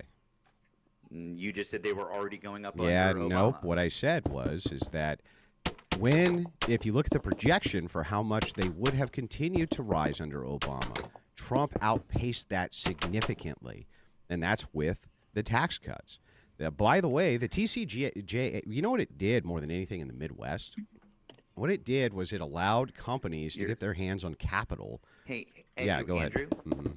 The question that I asked was, when did we see this? Yeah, but bump I in the already economy? answered this question. No, you didn't. Because when would indicate a time? When? Yeah, this was so you saw this slightly increase under Obama, and then you saw it skyrocket under Trump. Okay, but you said under Trump, but when under Trump? In Trump's first term, I think it was year 2. Year 2. Okay, so it's literally impossible for the TCJA to have affected real wages by the time that happened. Why? Because with something of an economic policy of that size, it takes roughly 18 months for it to affect. the No, United States that of just America. depends on speculation. Yes. No, it depends on that's speculation. That's literal economic No, policy lag. listen, That's man. what every You can economist have- says. Yeah, Andrew, hang don't on. get Andrew. Listen. Andrew. Yeah. Excuse me, okay. Andrew. Why are you Yeah, freaking okay, out, dude? I okay. can't respond. You know what's interesting? You there? Yeah. All of these economists that say a bunch of bullshit, but it's like, how why am I gonna listen to someone who barely makes more than like the fucking teacher at a school or like a manager at a fucking Fortino's? Like, how much do they know if they can't even make a lot of money off of the economy?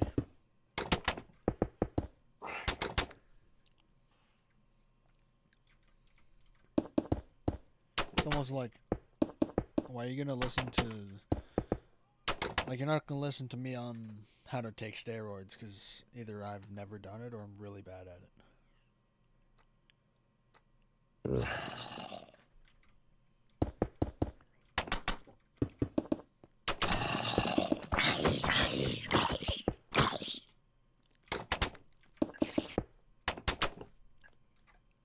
I'm not freaking out. You're you freaking just out. jumped all over me when I'm telling you that every single single economist agrees that there's something called economic policy lag. I learned about this when I was in high school. Yeah, but What is economic policy lag? Yeah. So hang on. You can say that you can have a policy which is put in effect that you may not be able to see the effects of until X amount of time. But you seem to take out the fact that a lot of the economy is just based on what consumers have faith in. And if businesses feel really comfortable, they obviously will distribute wages, and they will make all sorts of distribution when it comes to hiring policy and things like this, just based on economic faith. And if they see there's a massive tax, if they see there's a massive tax cut that's in place, obviously they use it. Now, we also have the benefit now of hindsight. We can actually see that this does correlate with Trump's tax policy, real wages. Andrew, what's really fun is that what you just said is completely untrue of capitalism and the free market, which is that companies just feel good, and when they're not already making more money, they just decide to give their employees more money when they're not making more money, which is completely, absolutely, demonstrably false. Oh, no, it's When not. You don't plan a year ahead? Make more money when companies make more money, because I do happen to own a business. So when do I. companies make more money, is when they are able to pay employees more money. Companies don't just go, I'm going to cannibalize my own profits and start paying my employees more when I don't have to So pay let me my get this employees right. more. When you have a business, do you do yearly projections? Of course you do. You do yearly projections. That's great. So you estimate what your taxes are going to be ahead of time. You estimate all sorts of things, and you estimate equipment costs. For instance, equipment cost is going to be a big one, isn't it? You see, what you're doing is you're assuming that it would be an industry where you would do those things, and not all industries do those things. In fact, a lot of industries don't. In fact, a lot of industries don't necessarily run yearly projections where they're accounting for all of those different things, because there's a lot of industries that just don't work that way. Some do, and you're not wrong that there would have been some industries that might have taken the single tax season that would have occurred then and said, okay, we're going to do this. But then, well, it wasn't that a single would have been, tax season. That, by the way, absolutely, actually, it was, because when was the TCJA ratified? When was it signed into law? Yeah, but it was. You're talking. When was it signed into hang law? on, Andrew? hang on. That's not No. This is because this is part and parcel of. You're not going to let me respond at all, are you? I literally just let you talk for 2 minutes, and now I'm responding to you, Andrew. But go ahead. Yeah. So, anyway, it looks like 2017. Because God forbid I talk on my own. Yeah, it live. looks I'll like just let you keep monologuing, huh? Dude, I haven't been filibustering you. We've had a good back and forth. You seem very upset. You literally just talked for the last 2 or 3 minutes, and I was giving you a question back, and then you talked. Yeah, but you won't let me answer dude. it. You won't let me answer the question. I wasn't done asking the fucking question. Okay, well, bro. can you tell me when you're done asking the question? No, fucking forget it. What were you No, gonna say? I can't. Okay, 2017. No, dude, no, because you know what? I'll just move on to your next point, because you're fine, whatever. Yeah, it was 2017. So I don't understand what your argument here is. My argument here is that what you're saying is literally impossible to have had happen. How? Why is it impossible? It seems like you actually are making my point for me. In fact, I am absolutely not, because Okay, what can you tell me you're how you're trying not? to say, because what you're trying to say is that real wages could have been infected in less than 1 calendar year from the TCJA having been passed. And if what you're saying is true, then they would basically be the worst business planners and business managers out there, because nobody, and I mean nobody, who is good at business looks at an unproven tax plan and doesn't know how it's going to affect the economy and how it's going to affect their business and what it's really going to do to their taxes, and then makes projections solely based on that. No, it's not solely based on that. But if you know, if it's is. the year 2017, okay, and you see that there's going to be massive, and this, by the way, this policy, though it was considered temporary, was considered elongated. It was supposed to be signed into law permanently. And companies definitely made readjustments, especially all over the Midwest, when it came to bonuses and hiring practices, based along the fact that they were going to have a 30% decrease in their corporate taxes. It was huge for them. It was absolutely huge for them. And what it did was it opened up capital, and they could borrow more capital so that they could expand. That's exactly what happened. It was definitely a massive economic stimulus. Let me ask you a question. If you have a 20, hang on, I'm just going to ask you a question now. You have 20 employees. Would you prefer that you had, I don't know, 15 or 20% less corporate tax to pay? 15 or 20% Yeah. less corporate tax to pay. Yeah. Would you hire more people? If I had less tax to pay, no, I wouldn't hire more. You wouldn't hire. Why? Absolutely not. Why not? No, if I had less tax to pay, I wouldn't. Why would I need to hire more people? Well, because then you That's can dumb. expand your business. I don't need to expand my business. I don't need to hire more people. Do you- See, that's the thing what? that people. That's the thing What that are you people, talking people about? are. Because I don't need to hire more people. Because This guy's a retard. He just says he doesn't want to expand his business. I'm in a business where I don't need more people. So if I got a tax break, I just pocket the money, which is. So what you most have people do. 20 employees, but 21's a deal breaker for you, huh? I didn't say it was a deal breaker. I said I don't need it. Yeah. Okay. Need is not what we're talking about. We're talking about maximizing except profit. For the fact that, except for the fact that I don't need it, it won't give me any more profit. It's just an additional expense. And so what you guys like to do is you guys like to pretend that business owners, when they get tax breaks, they're just going to turn around and be like, I'm hiring 5 more people. I'm giving my employees benefits. I'm doing all these things. And that's not what happens. When they get tax breaks, they do stock buybacks, and then they lay off 30% of their workforce, and then they pocket the money. That's not what happened.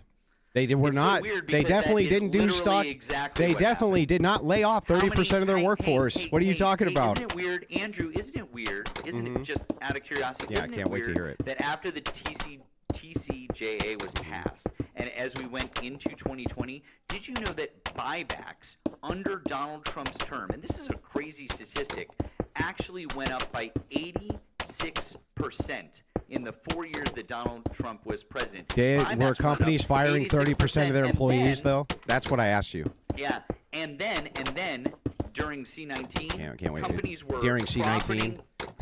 companies were profiting more, doing stock buybacks, and then they were letting go 20 to 30%. During what? During what? A massive pandemic that was happening. Oh, do you color me shocked? Before this pandemic, It's were so they weird firing because the- no, 30% excuse of their me, Andrew, employees? Can you answer my question, excuse dude? me, Andrew, You're not no, going to Andrew, answer it. listen to No, what I, because you're you're not gonna because you're answer not going to listen to my point because you're not going to let me All finish right, I'll my listen to your point. Go which ahead.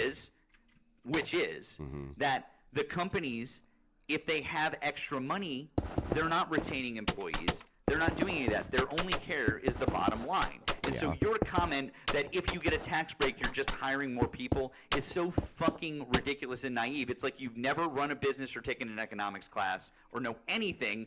Yo, dog, you there? So this retard, just listen, even though it's gonna probably be stressful to listen to. So this guy's saying that tax cuts are bad because they take the profit and lay off 30% of their employees, and then he brings up COVID as an example of people getting laid off because of tax cuts and not the lockdown/virus. Am I retarded or what?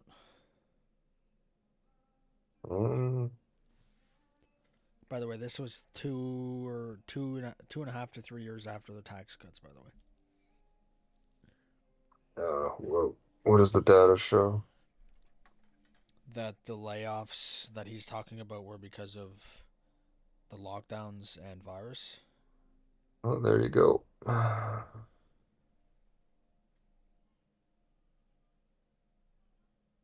right, I'm gonna go get a water. Do you want me to play something in the background, or you don't care while I'm gone? No, I don't care.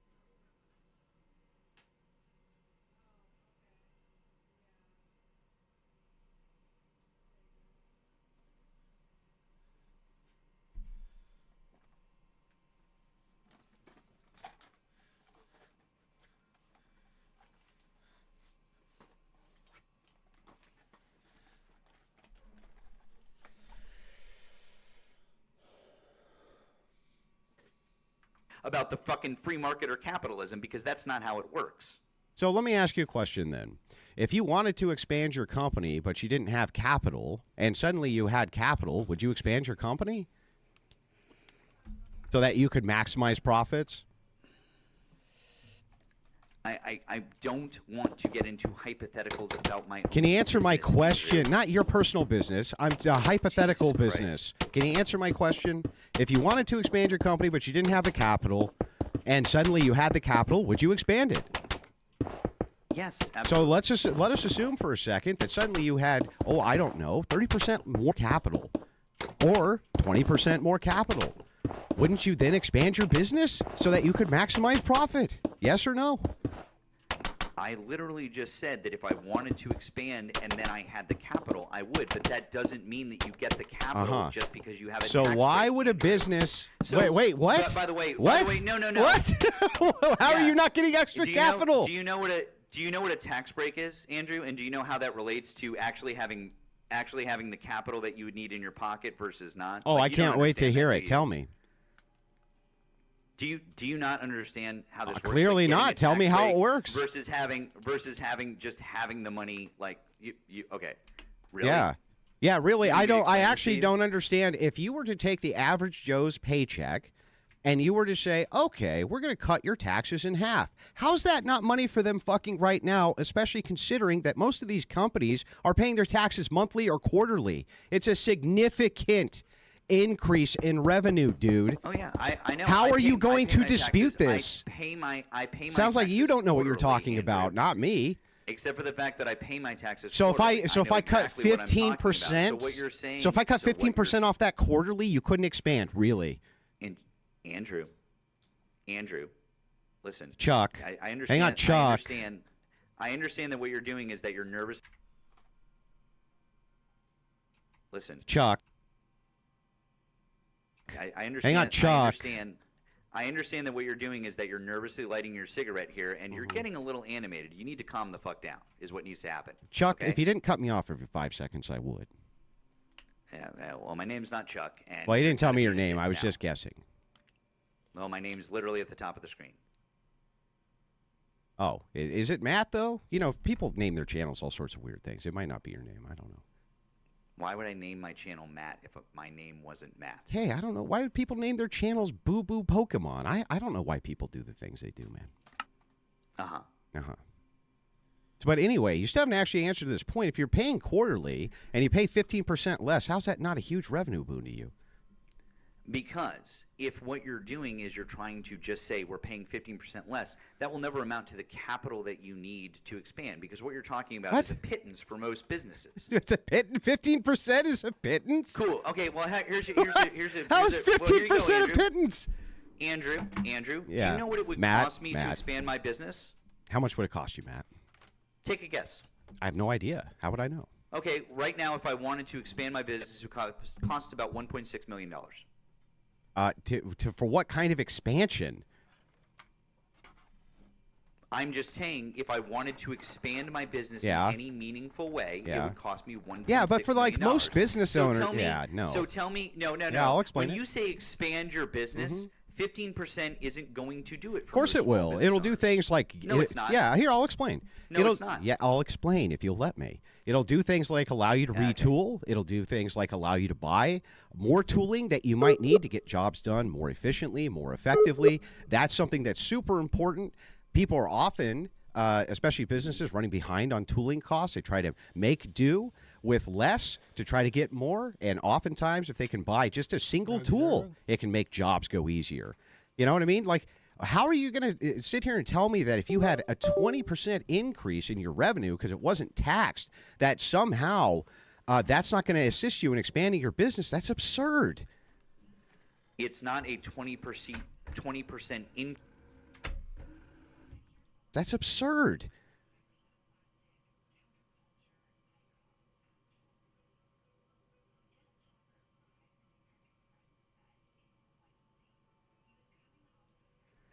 It's not a 20% increase in your revenue. It is a 20% increase, a 20% decrease in the amount that you are taxed. That is a different thing. Oh, so wait. So your profit goes up by 15%? So that sounds like an increase in revenue. I am saying that you are saying two different things. No, I'm not. That is No, not- it's the that same is not thing. that's not the same Look, thing. And look, what you're and keeping what more of you're your trying money, to dude. explain- Come on. And Andrew, I'm not saying that you're not keeping more of your money, but what you're trying to do is you're trying to oversell this as you're going to be able to do all. Yeah, you'll be able to do some extra things, but in general, that amount of money for companies the size of mine, for small businesses, is not going to be the game changer that you think it is. Companies are still going to have to go out and get loans and do those different things when they want to actually expand. Let's say for a second. That amount of money, Yeah, for example, okay. 15% or 20% isn't going to hire another employee for me. It won't even hire another employee for me. Okay, well, let's say for a second that you're a working class stiff, such as myself. Dude, why are we going down this? Why are we going down this Well, ridiculous? it's not a hypothetical. Because hang on. because This is what I would like to okay. because You're not going to let me really ask the question. strayed away. No, because we've really strayed all the way. Okay, can I off just from can the we fucking finish this path and then here, we'll move back to the path? I just want to finish it real quick.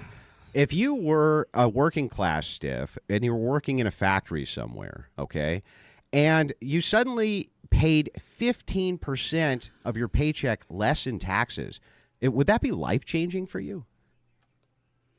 15%. Yeah, 15%. Life changing. Life I don't know. changing. Depends on You how don't much know. You make. You don't know if that would be life changing. I don't care what No, you I make. wouldn't say life. Whatever 15% you make. Life changing. Yes, No, if you it's not make anything under 100.